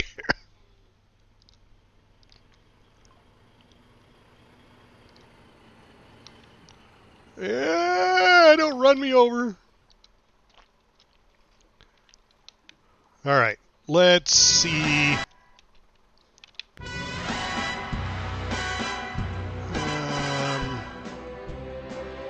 Still 0 there. A little bit there. Got a bunch there. All right, so let's go back and get our truck. We'll go to another spot where there's components. Hi, oh my goodness! You're the first one in! My goodness! Oh, Mama's giving you some treats. Yes. Yes, that you know, I wasn't even thinking about the oh, did they take my truck already? They must have. I wasn't even thinking about the Russian weapons. They had a lot of good simplistic weapons too. All right, well, I'm going to have to go get one. Have to go get a truck. Somebody already grabbed my truck, which is fine. That was what I left it for. All right, but there is a container, so I don't need a container. I just need to get a truck. Let's get a truck out of storage here.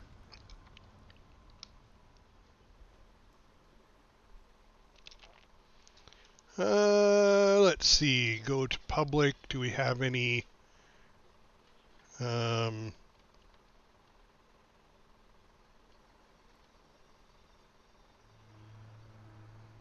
Yeah, there's a flatbed. There's 33 of them here.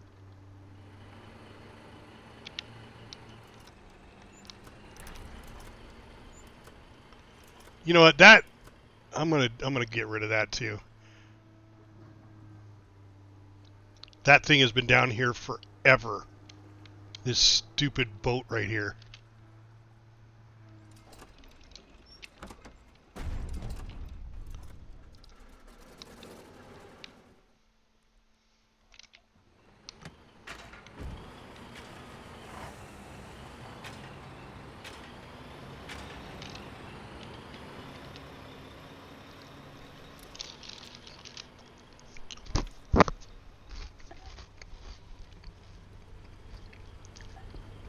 Well, and that's possible.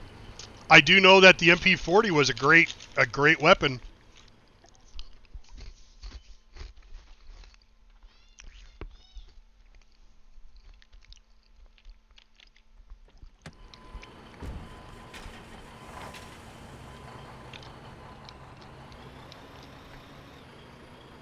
All right, we're gonna go collect some more components.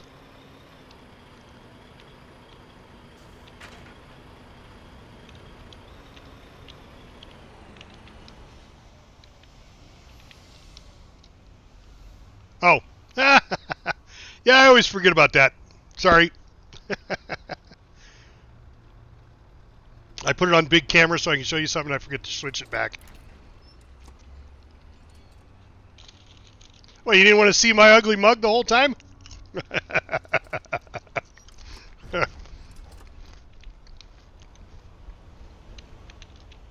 Alright. Gonna go get some more components.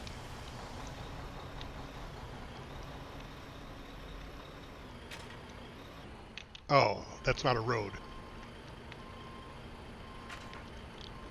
Oh, you're welcome, beer.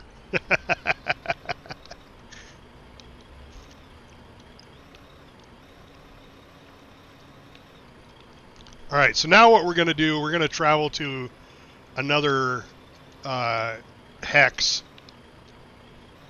and get components, because the components that are in this hex are pretty much all out until they respawn.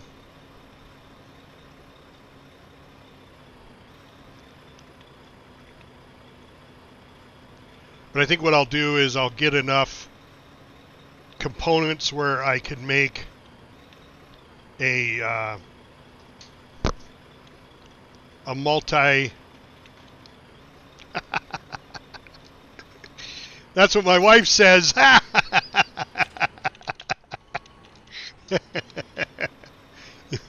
That's funny. Oh my God! Seriously, people? Just putting your shit in the middle of the road? God.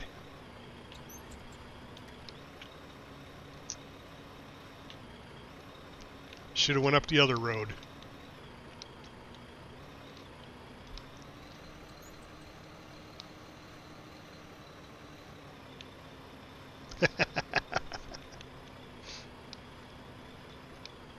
So what I'm going to do is go down to another component mine and load up there.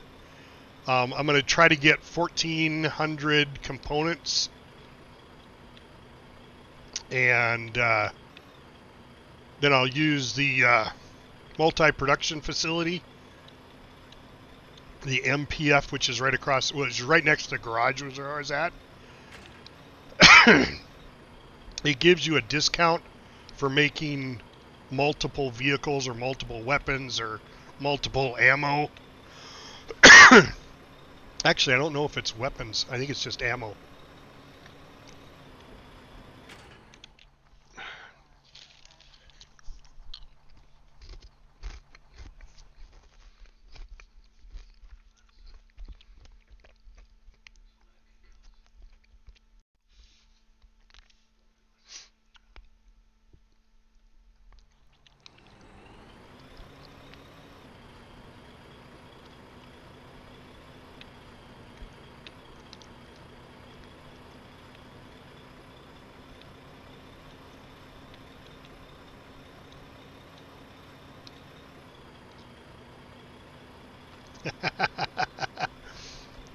Your nerves have finally returned, huh?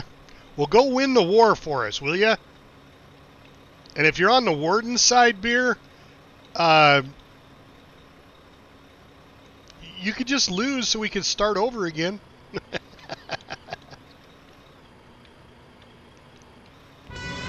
the hell is this place? Oh, it's just down the road here. Now, I could give a shit less what side you're on. I love this game. I think it's a lot of fun. I've met a lot of really cool wardens. I had one guy, he was on my stream and he was watching me, and he goes, "Where are you at?" And I was like, "I'm over at Terminus." And he goes, "Hold on, I'll be right there." So he showed up in Terminus, as a warden, and he showed up on a small boat. All right, I gotta see where is. All right, there's a whole bunch of stuff here. Where's the crane? There it is. Okay, I need to go around the other side.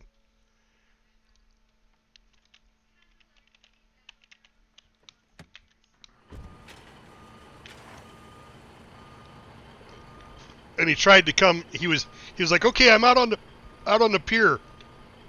Well, by the time I got out there, somebody had already seen him and killed him. So I thought that was kind of funny.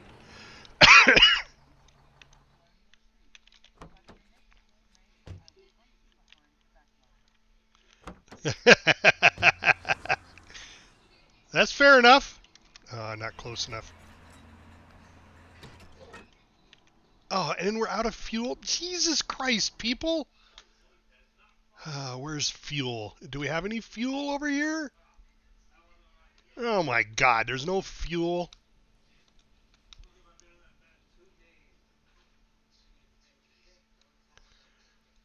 Is there fuel over here? Anybody for some fuel? There's a couple of tanks just sitting here. Why do we have tanks sitting here? I have no idea. They're not locked. I should just drive them to the seaport and turn them in. It's like, Jesus. All right, fine. If I can't move the tractor close enough, I will move. Oh, I probably can't do it at all because there's no fuel, period.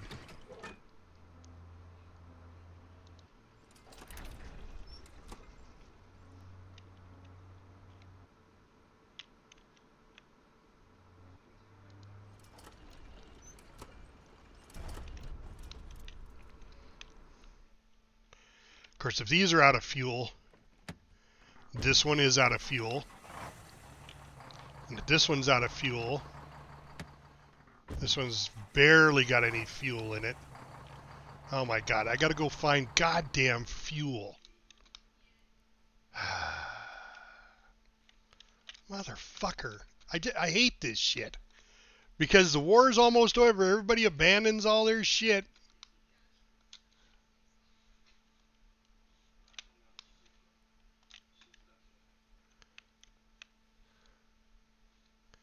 Any fuel at all anywhere around. There's a fuel truck. There's a truck. It's probably empty, though. It's locked. Of course it is. Because why would we leave it in the middle of the road? That one's locked. All right, there's a fuel tank there. Couple of fuel tanks. Does this have fuel in it? Look at all this scrap sitting here.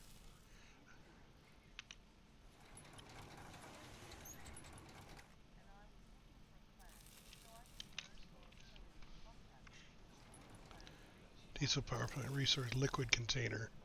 Nothing in it.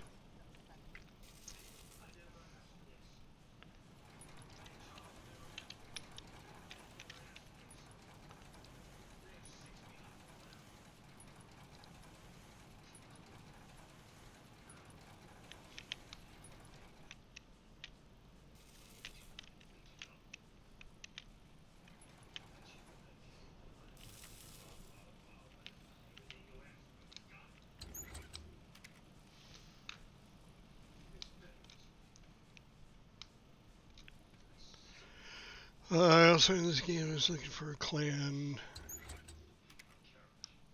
Well, Beers, like I said, even to Rob, I say to you too, if you want, you're more than willing to, or more than welcome to join the GDMC, and I'd be happy to work with you on doing Logi.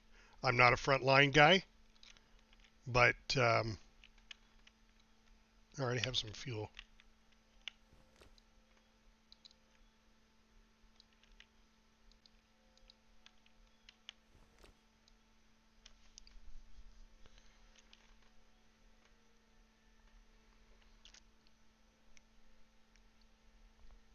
I'd get you in the regimental Discord so we could actually talk to one another.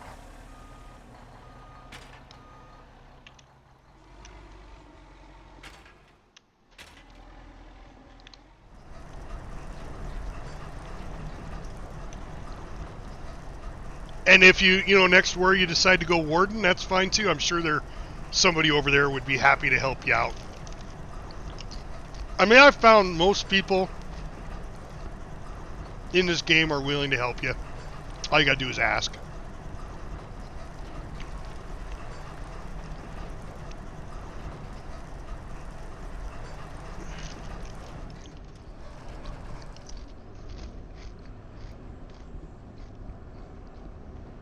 MR$1I3R said Marine millions must screw up. Seeing as this war isn't over and the wardens are actually pushing back, we need to get more crates of Logi going and send it to the important hexes with.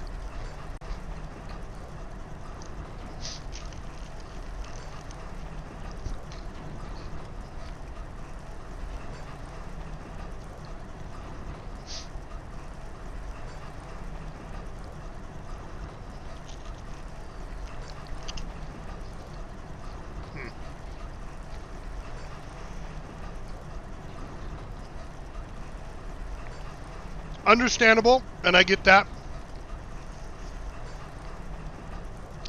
It would be difficult for me to play on a French server because all I could say was voulez-vous avec soi ce soir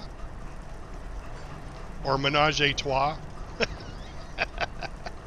I'm kidding.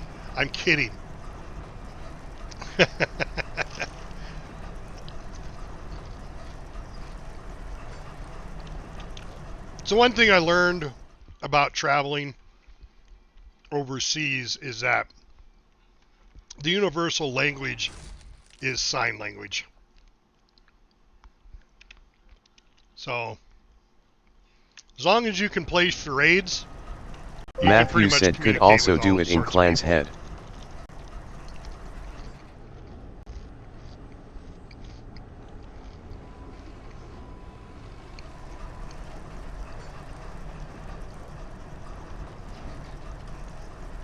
What do you mean by the stats page? You mean the status of the war? Yeah, I know, we're down 28 to 31, 28 of 31 now. We were at 30 last night.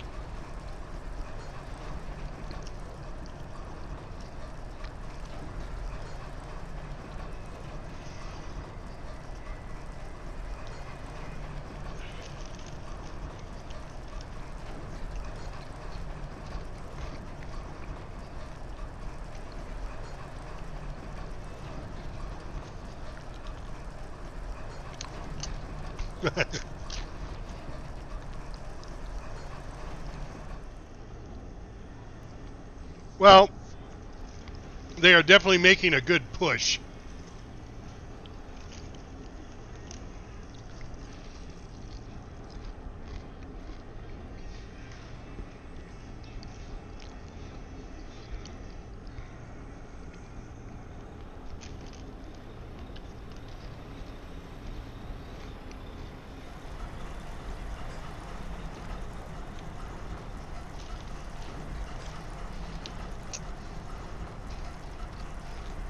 Oh, you must be on Charlie. You're probably in the Charlie server. I'm on the Alpha. Able server. I don't know how they can have a military game and call it Able and not Alpha.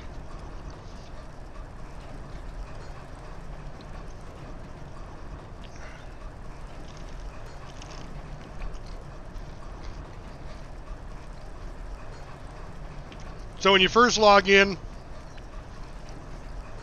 to the game, when you first start it up on the game play page, up in the upper right-hand corner, it should tell you what server you're on. Alpha or Charlie. I don't know that they've ever gone more than 2. They could have. No. Oh, on the website. Okay. I don't think that's up to date then. Because I just looked at it on my map, and it says we're, what did I say, 28? Yeah, 28 of 31 victory points.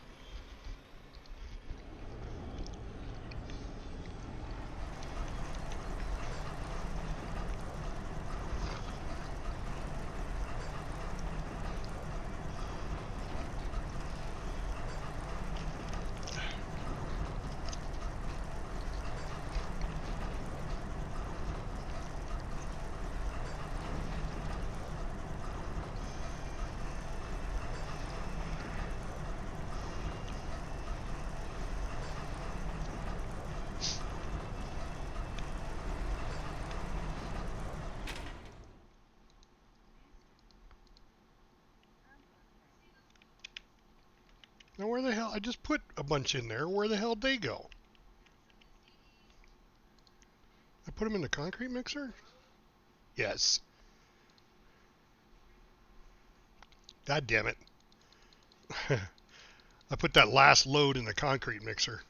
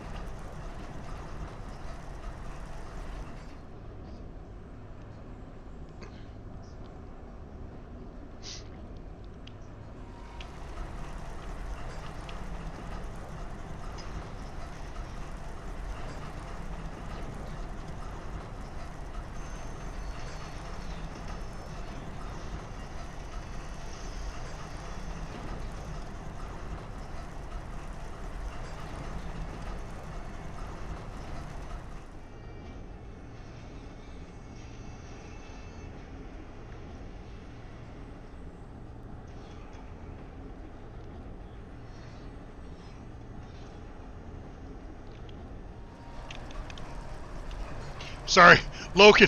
I'm watching Logan, and it just got really interesting. This is the last fight. This is where he dies. I got caught up in watching it.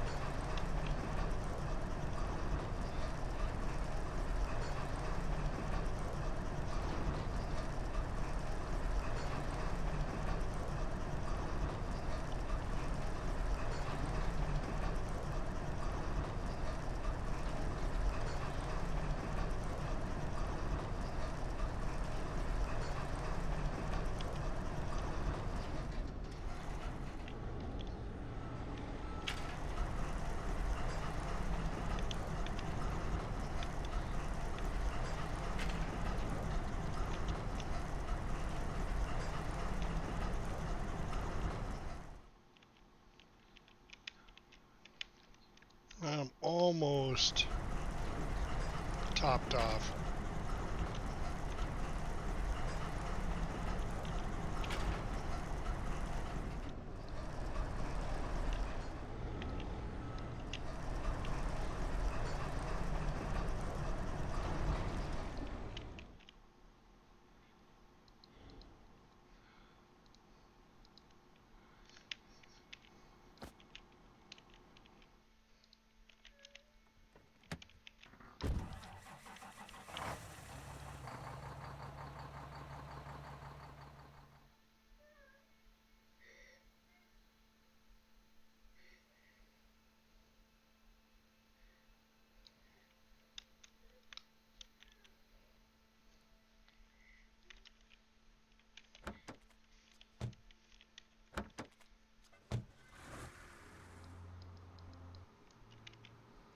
God damn it. I always forget to package it up.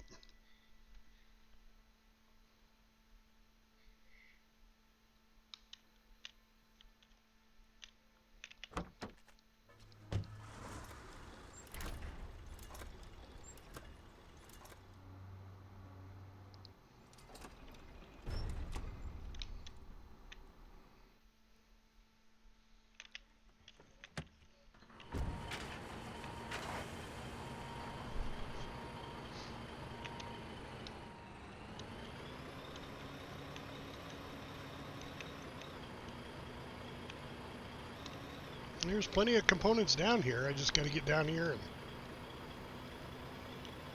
collect them all.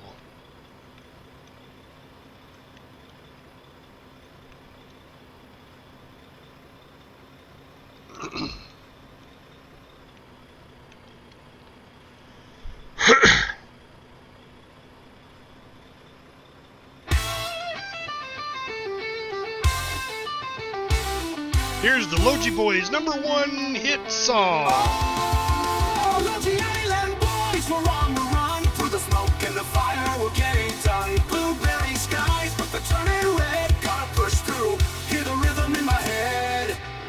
Tread lightly on this treacherous ground. With every heartbeat, defenders are found. Surging forth like a beast unleashed in the chaos, adrenaline's feast. Logi boys are back, hauling the scrap. Helping out the war effort from the back. Get out of our way, we do not give a crap. We will run you over our smack.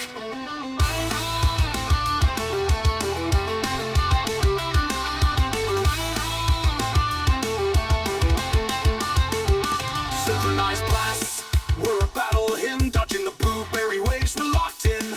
Flares light the sky like stars from the ground. In the symphony of chaos, our hearts bound. Every mile of battle, every turn a fight. We'll keep delivering our spirit to light. From dusk till dawn, we'll stay in the race. Fearless warriors, with courage we brace. So here we stand, through the fire we thrive. A high energy anthem we're keeping alive.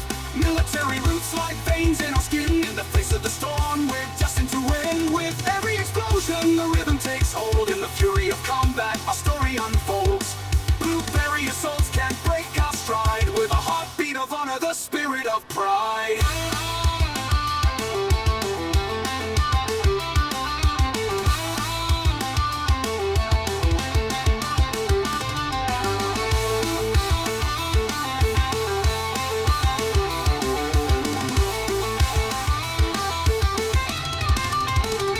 Synchronized blasts, we're a battle hymn. Dodging the blueberry waves, we're locked in. Flares light the sky like stars from the ground. In the symphony of chaos, our hearts pound. Synchronized blasts, we're a battle hymn. Dodging the blueberry waves, we're locked in. Flares light the sky like stars from the ground. In the symphony of chaos, our smack. Our hearts back. We will run you over our smack.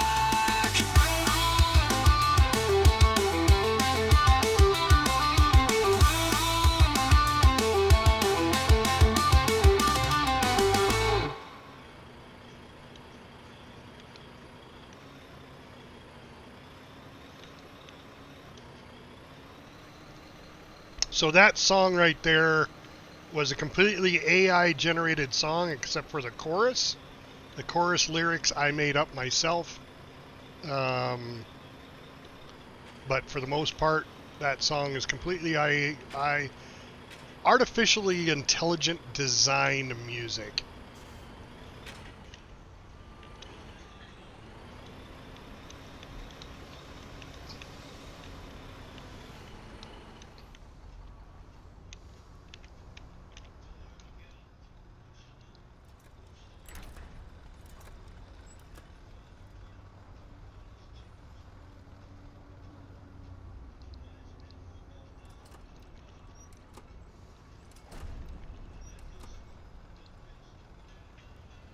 All right, so let's look. 22,000. How much am I going to have?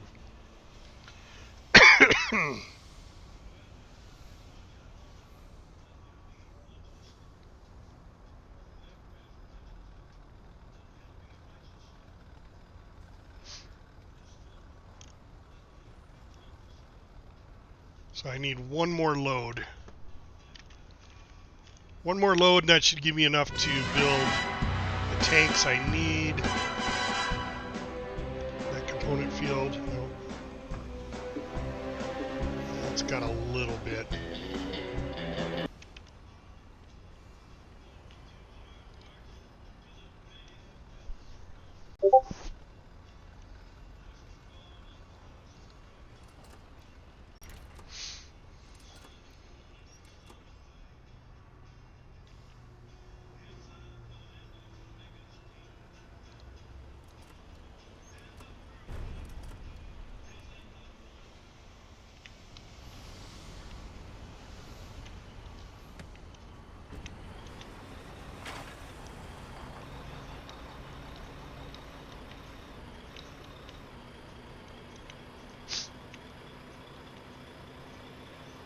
But it's going to take 10 hours or whatever it was, 10 or 12 hours for it to cook off.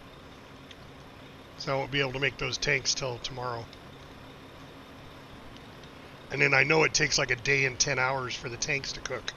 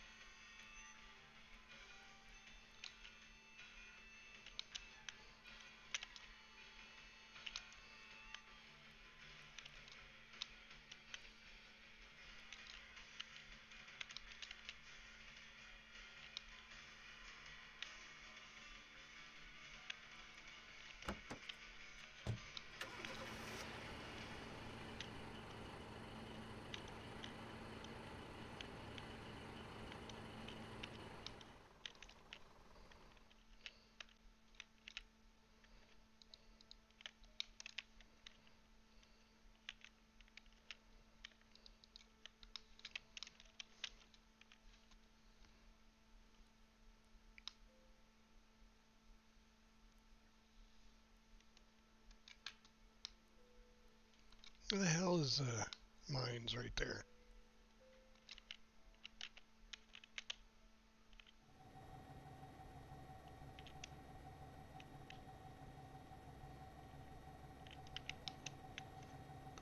I don't think we can access these. We'd have to build them, right?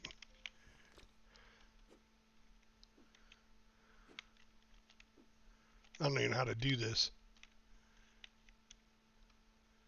I think it's all in disrepair. I don't know how to do that. Oh, you probably have to use this thing. And it's locked. Of course it's locked. What about this truck? Nothing in it.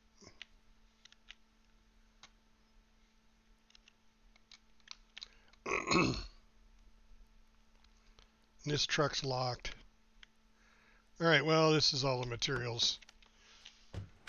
Let's go ahead and take this down.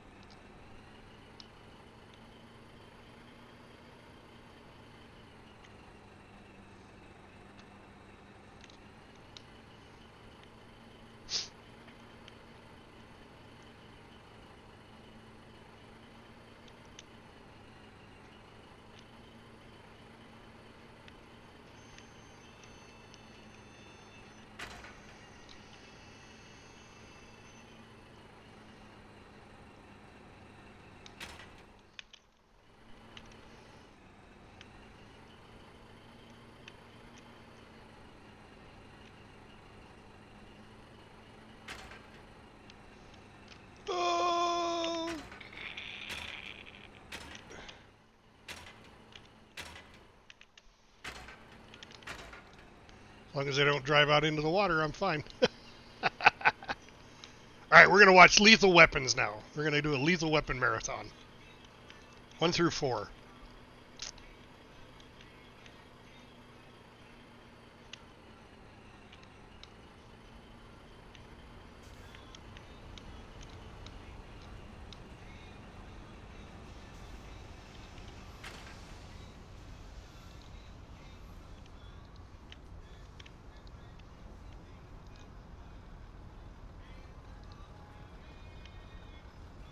That's only 17. Alright, let's go see how many we can get in this one. This component mine just down the street here.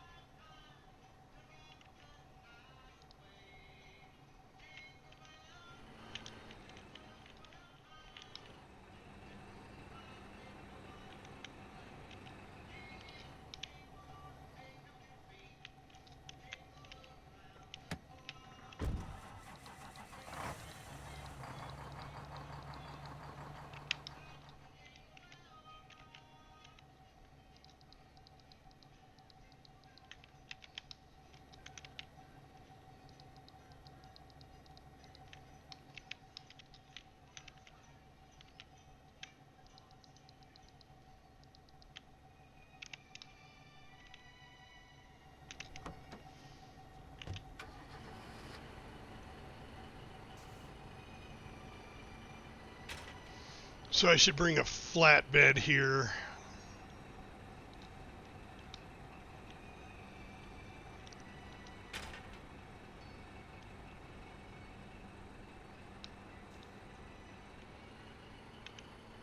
Unload the flatbed with components.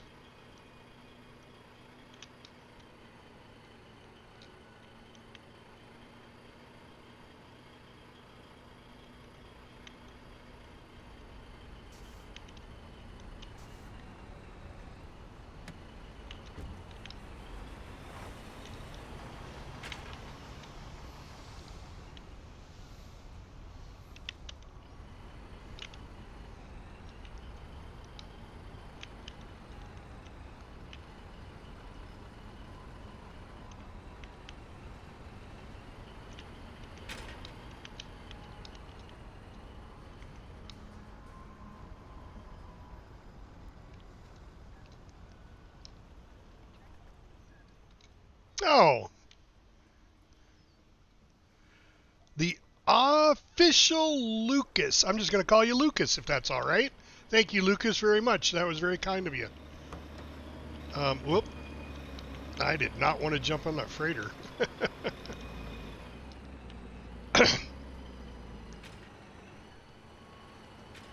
I'm a lumberjack and I'm okay. I sleep all Lucas, night. thank you very much for the follow, my I friend. put on I women's appreciate that. clothing And hang around in bars. Welcome to this stream and welcome to the game. I'm assuming that you play Foxhole. Most people that jump in my stream are Foxhole players themselves or Foxhole wannabe players.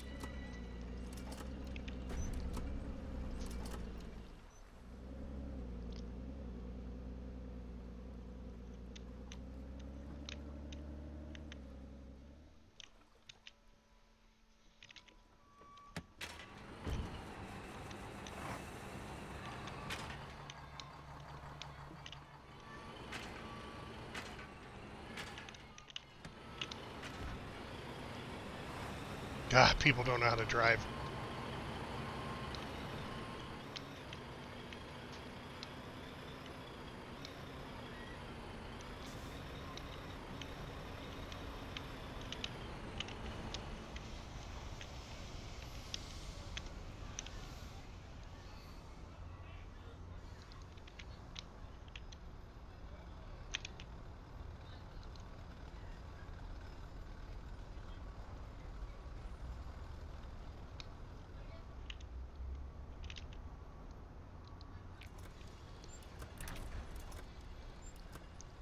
So Lucas, do you play Foxhole, or are you a wannabe player, or did you just jump in the stream because you saw that I was a vet?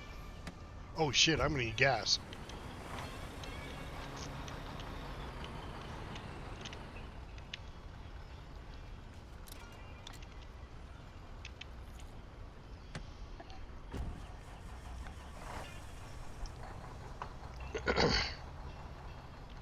And if you are a Foxhole player, do you play for the Wardens or the Colonials?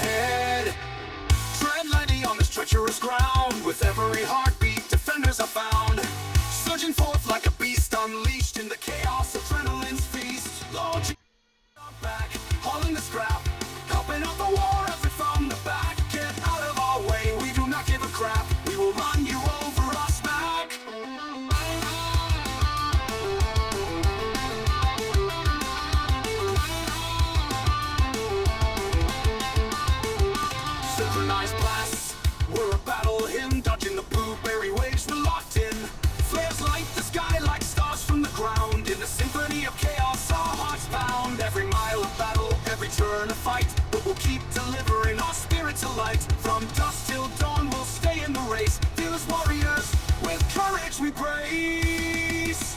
So here we stand, through the fire we thrive. A high energy anthem we're keeping alive.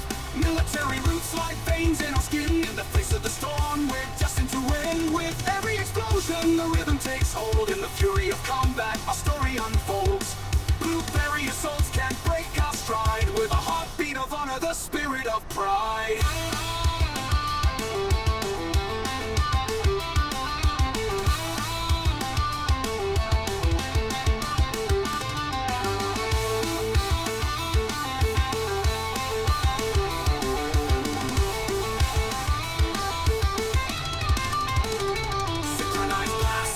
We're a battle hymn, dodging the blueberry waves, we're locked in. Flares light the sky like stars from the ground. In the symphony of chaos, our hearts pound. Synchronized blasts, we're a battle hymn, dodging the blueberry waves, we're locked in. Flares light the sky like stars from the ground. In the symphony of chaos, our smack. Our hearts back. We will run you over our stack.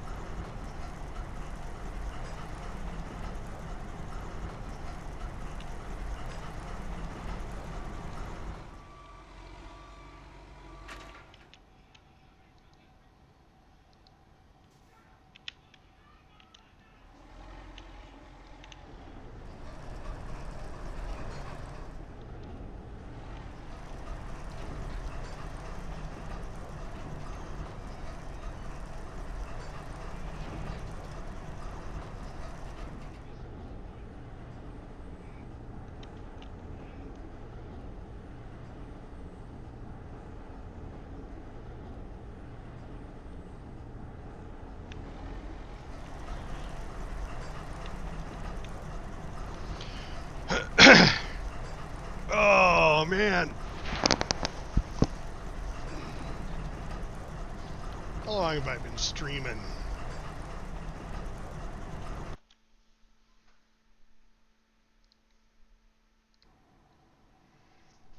Almost 3 hours.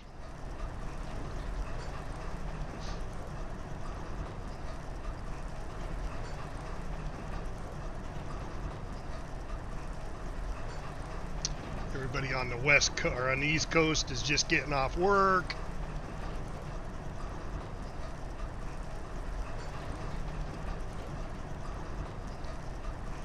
It's not too bad. I mean, Logi always goes faster when you have more than one person doing it.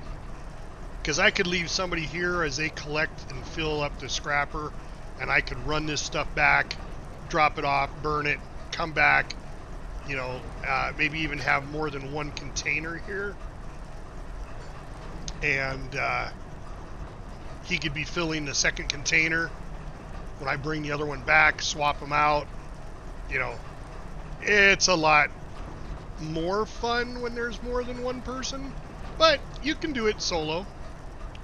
It's just, you know, it's a lot of grindy, but, you know, I say grind, but it's really, except for this machine, there's not a lot of grinding going on.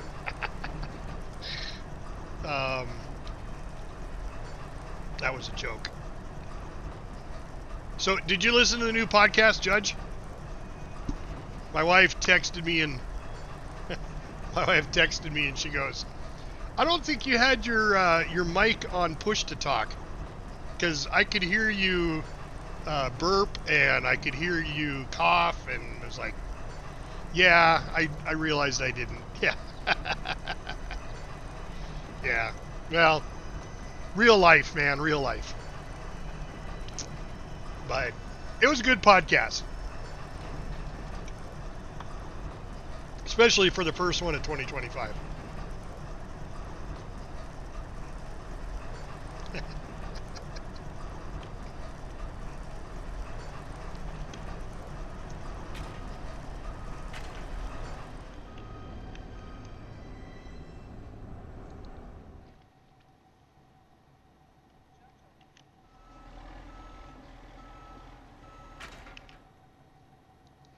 Right? I mean, it's amazing. I'm having so much fun with it. The last boss is a little tough. I hate that little freaking spider. Of course, it's not little, but still.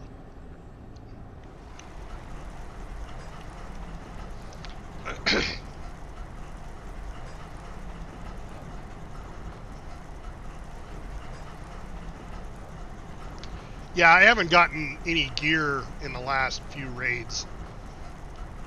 So, mine's pretty much staying where it's at.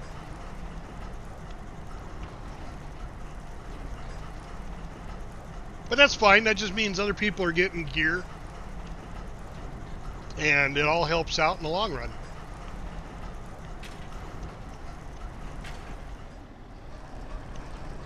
Oh, okay. And that's probably going to be enough, but I'm going to go ahead and fill this scrapper up.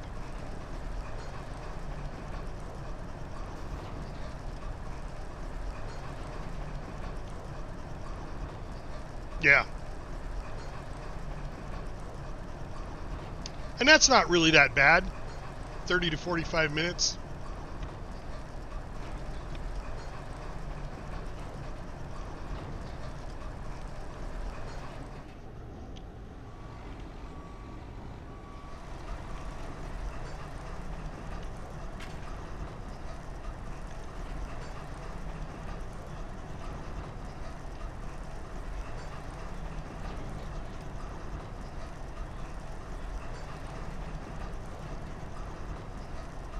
Wow.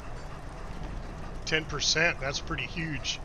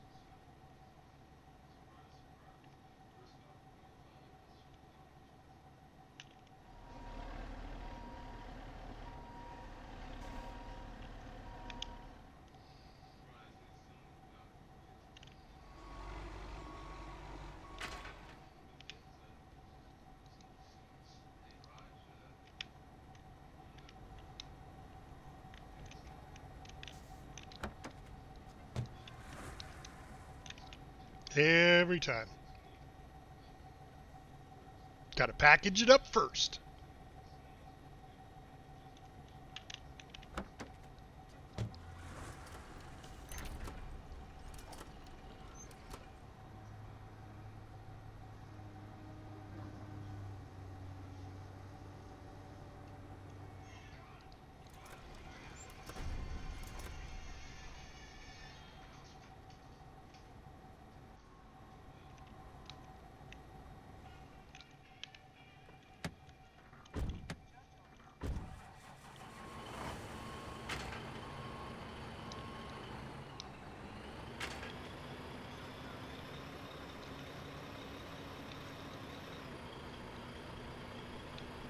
Really?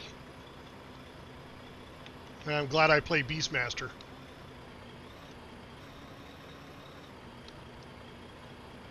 Well, they shouldn't. That should be a Beastmaster. Bob! Welcome, Bob.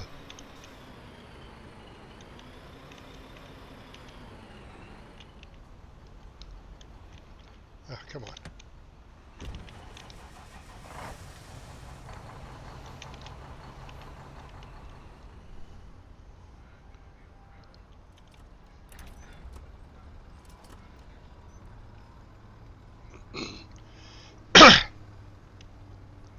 I'm doing my part, Bob. I'm doing my part. Uh-oh. There we go. Got stuck there for a second.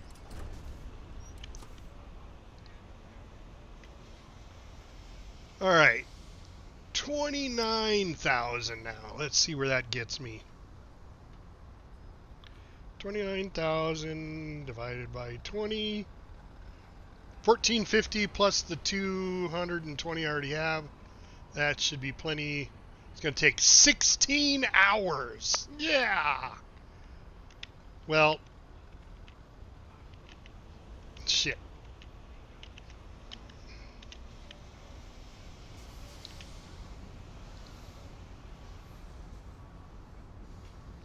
I guess I'll just go keep filling up and keep getting more components. I'd be a Logi boy.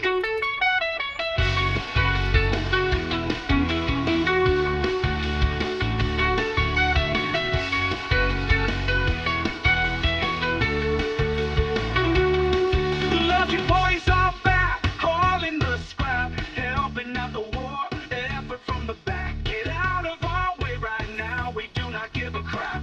We will run you over, smack.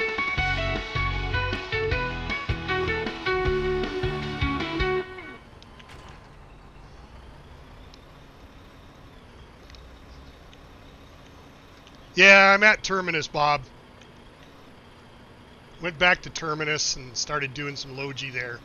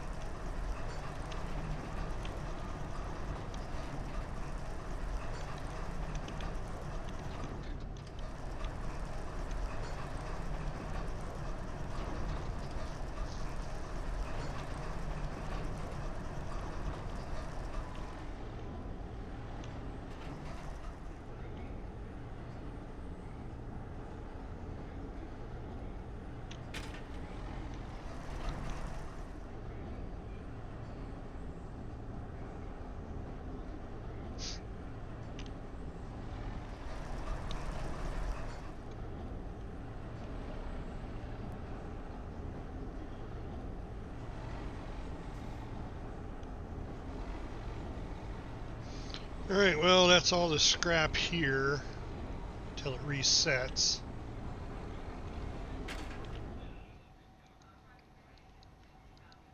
It's another 3,000. Let's go see what it's got over here. I think this is probably all. Yeah, it's all broken components. Yep. So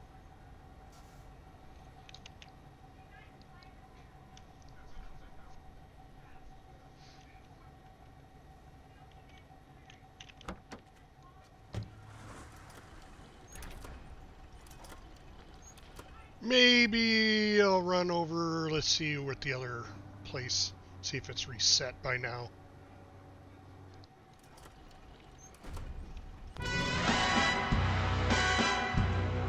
Nope, it hasn't reset yet. So that means the closest one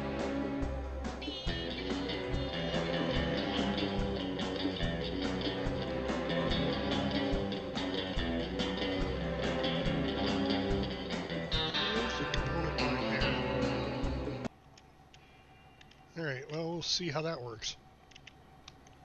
There's supposedly a component mine that's got 5,000 components in it, so let's go see if we can pull some out of there.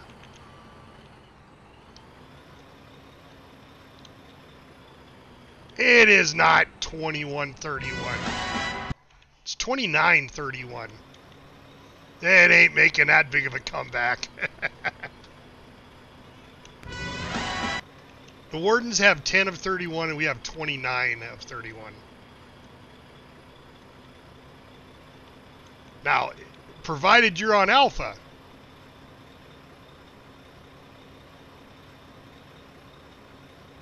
Where the hell am I going now? Right down there, okay. You keep trying to scare me, Walden.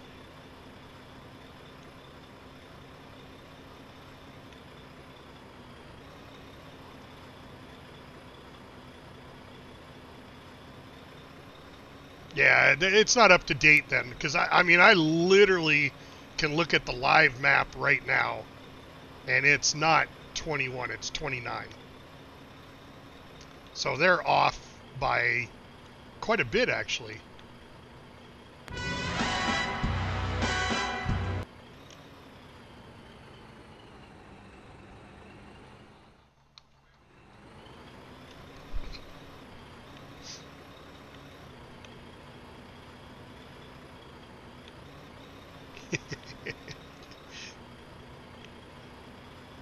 I mean, if you're a warden, I'd be looking forward to 21 also, but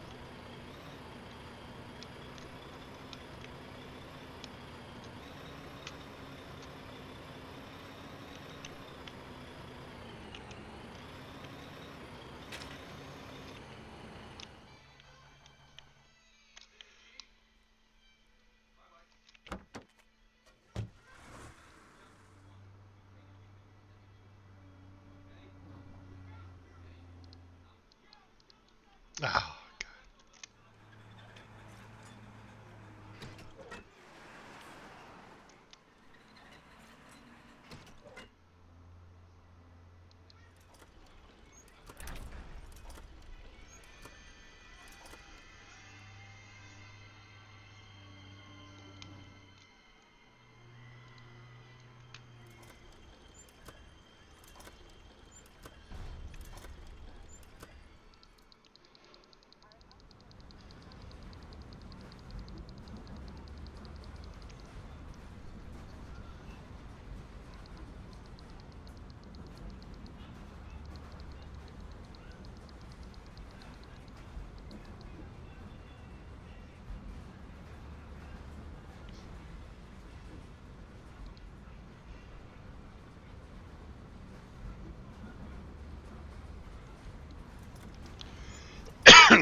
All right, I'll come back over and empty this mine out.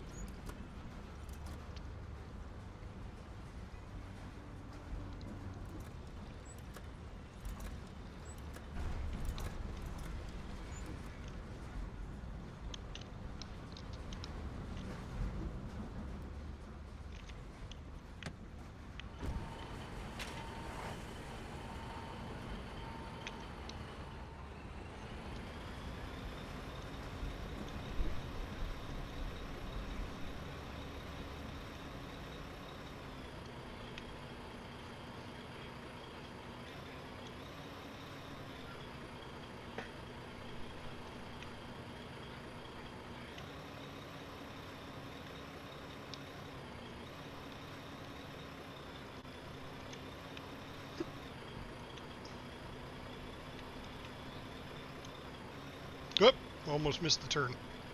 Let's see where we're at with our goals. Look at that, guys. I hit over 500 subscribers, heading to 510. All thanks to the Foxhole people. That is amazing.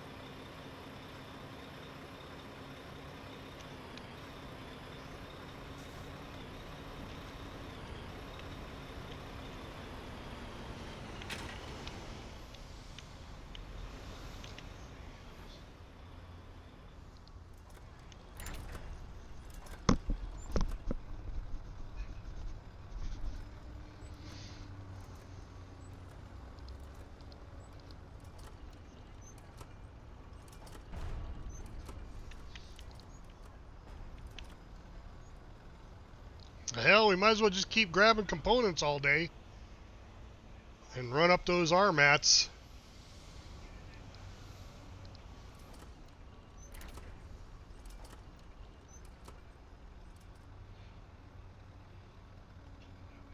It looks like a good component stream.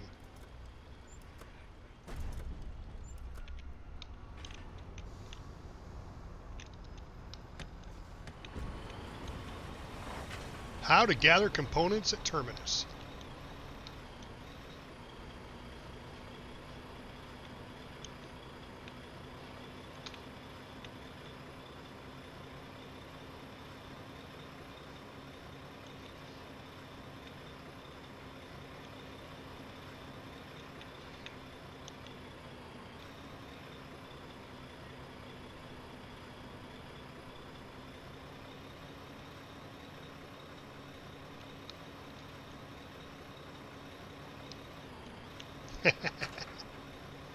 Well, I'm not really making them as much as I'm collecting them.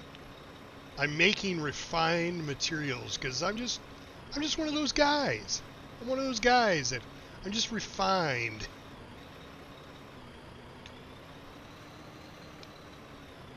Ah, shit. I took a wrong turn.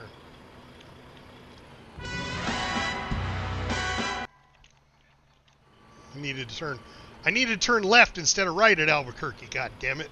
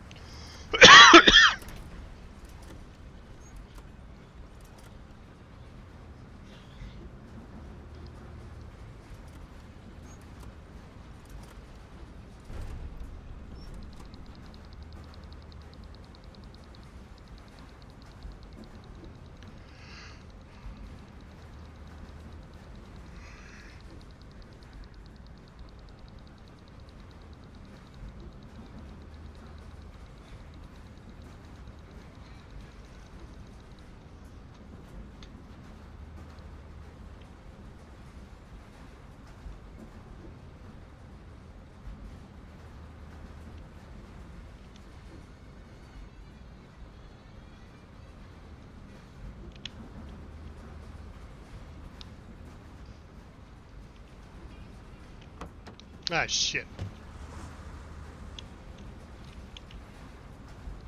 I jumped out of the crane, now I gotta go package it up by hand.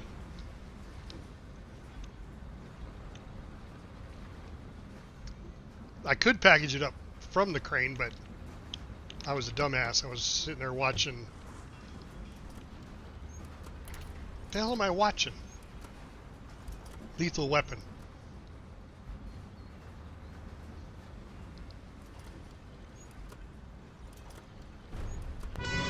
Alright, let's see. Does the other component mine have anything? No. No. This one down here. A little bit. That mine, a little bit. Do I want to go down for a full load? Probably not.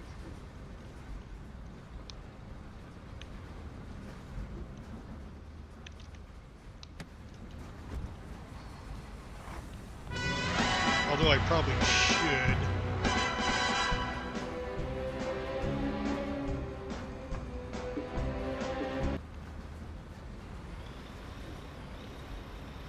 How much did I have?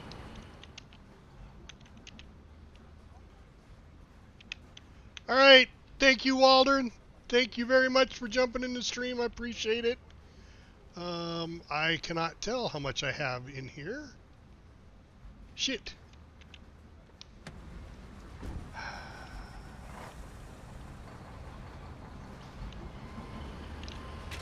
Yeah, I'll just go turn it in.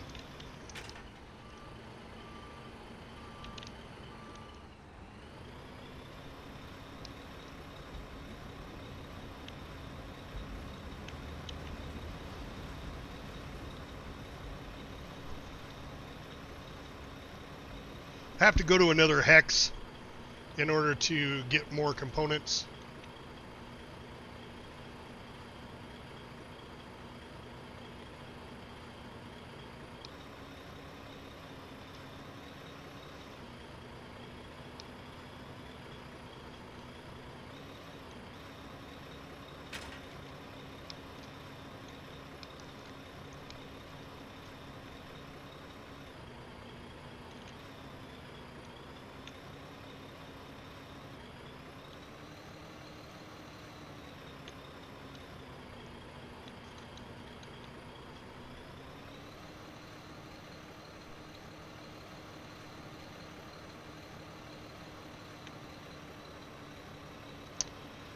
But guys, I am starting to get a headache, and I'm sure it's from the coughing. Got nothing to do with being on stream with you guys. You guys never give me a headache. Some of these 12-year-old people that don't know how to drive, and the griefers that are on here. Those guys give me headaches, but... Alright, let's go pull around back. I'll leave the truck here.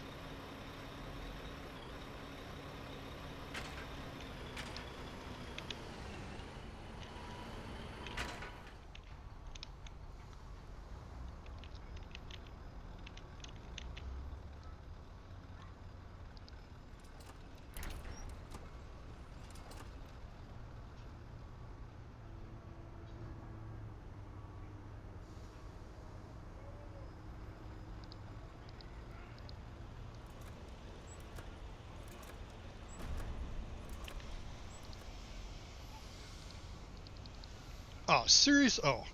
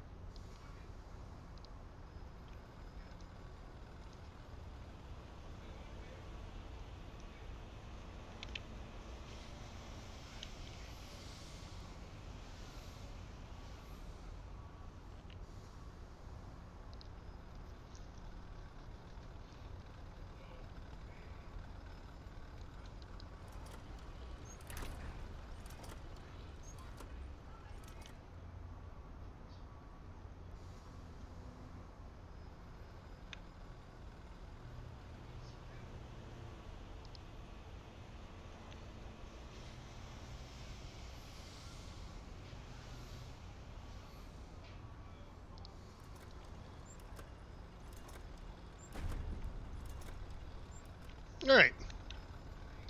There we go. Now, I did see there was 101 in here. So let's build. Let's take as much of this as possible. We'll go build one more tank before we go. We'll build another Bardiche.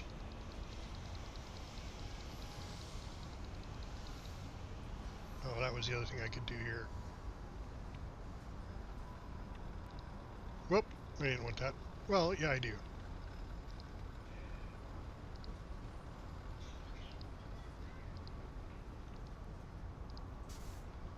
There we go.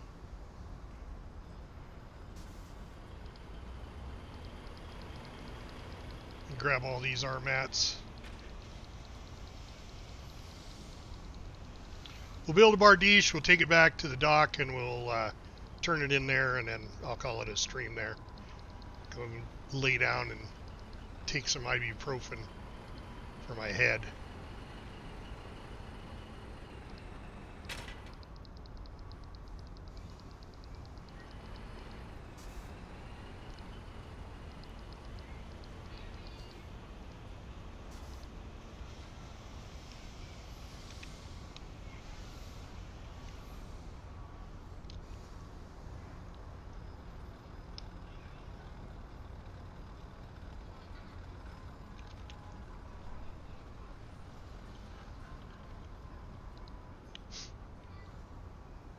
Bardiche is 165, Nemesis is 150, Falchion is 135. That's only 35, so that's not a big tank. 100 for that one. I think the Hatchet, that's the light tank. Bardiche and the Nemesis.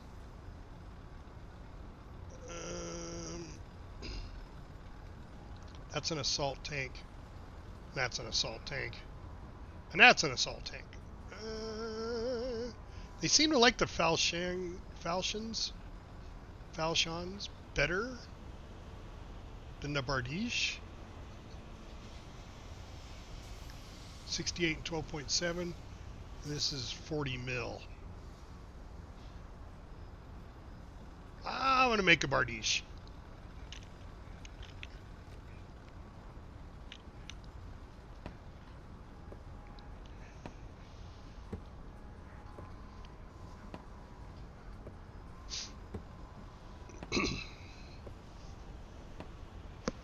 But I appreciate everybody for jumping in the stream. Don't forget, hit that follow button for me. Looks just like this.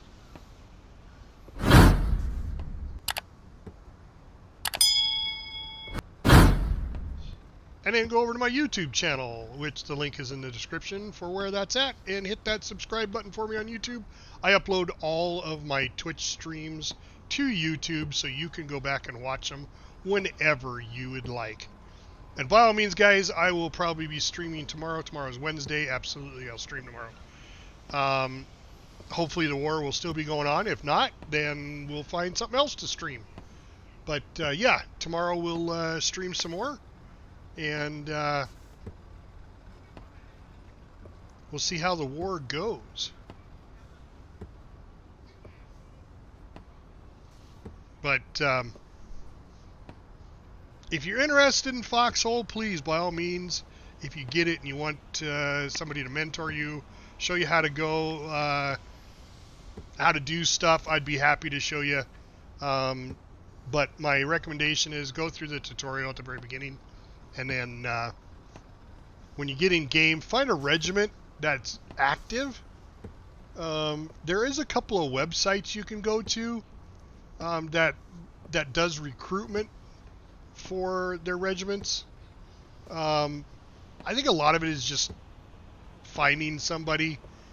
Most of these guys, I would say the vast majority of them are really good people. You just need to decide what you're going to do, whether you're going to do logistics or whether you're going to do combat, and go from there. Because either one is really fun to do. I like the logistics because I like helping out the war effort, because everything has to be made with logistics. Like I said in my stream title, battles win wars, but logistics, no. Combat wins battles, but logistics wins wars. I mean, they've proven that in World War II. The guys that can produce more planes and more tanks and more guns and ammo and all that were typically the ones that win the wars, especially World War I and World War II. But, you know, what do I know? I didn't say what a wino. I said, what do I know? What a wino!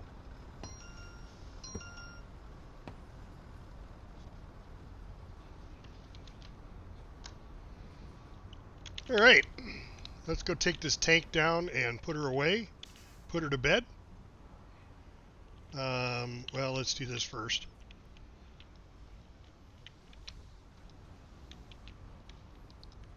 Let's throw those in the garage.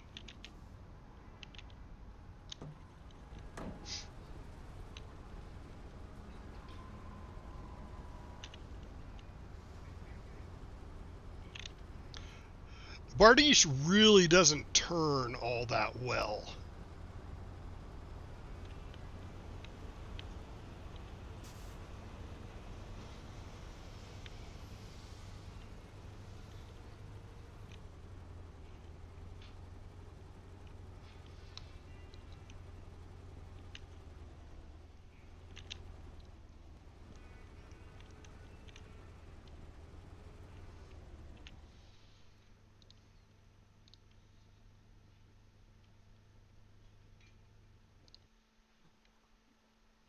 And there we go. Alright guys, I appreciate everybody who jumped in the stream today. You know I do. And don't forget, I got these goals set up here. I got 503 of 510. Looks like I got a couple more people today that have joined the stream and that have followed the captain, which is great. I love that. And I'm not even gonna bother raiding somebody. I'm just gonna, well, let's see, who is actually out there right now streaming. I mean, we only got a couple of guys watching right now. Same category. Let's see, and people I'm following. We got Sweet Tea Paul. He's playing. He's with the Orcs. He's a really good guy. Trounsey, he's pretty good. It looks like Sweet Tea Paul's on the front lines. So, oh, Trekker is up on the Warden Dam, but he's a warden. So let's go to Sweet Tea Paul. We've raided him several times. He just started his stream up too, so let's go hit him up for a raid with the people that we have. He's on the front line. Looks like he'll probably jump in a tank crew. He likes to do that kind of stuff. Yep, and I got the raid started. Did I get it started? Yes, I did. Okay. So let's roll the beautiful bean footage and get our supporters on our official stream going. So from all of us, well, I shouldn't say from all of us, from me to you, thank you so much for watching. I am Captain Adonis, and I am out.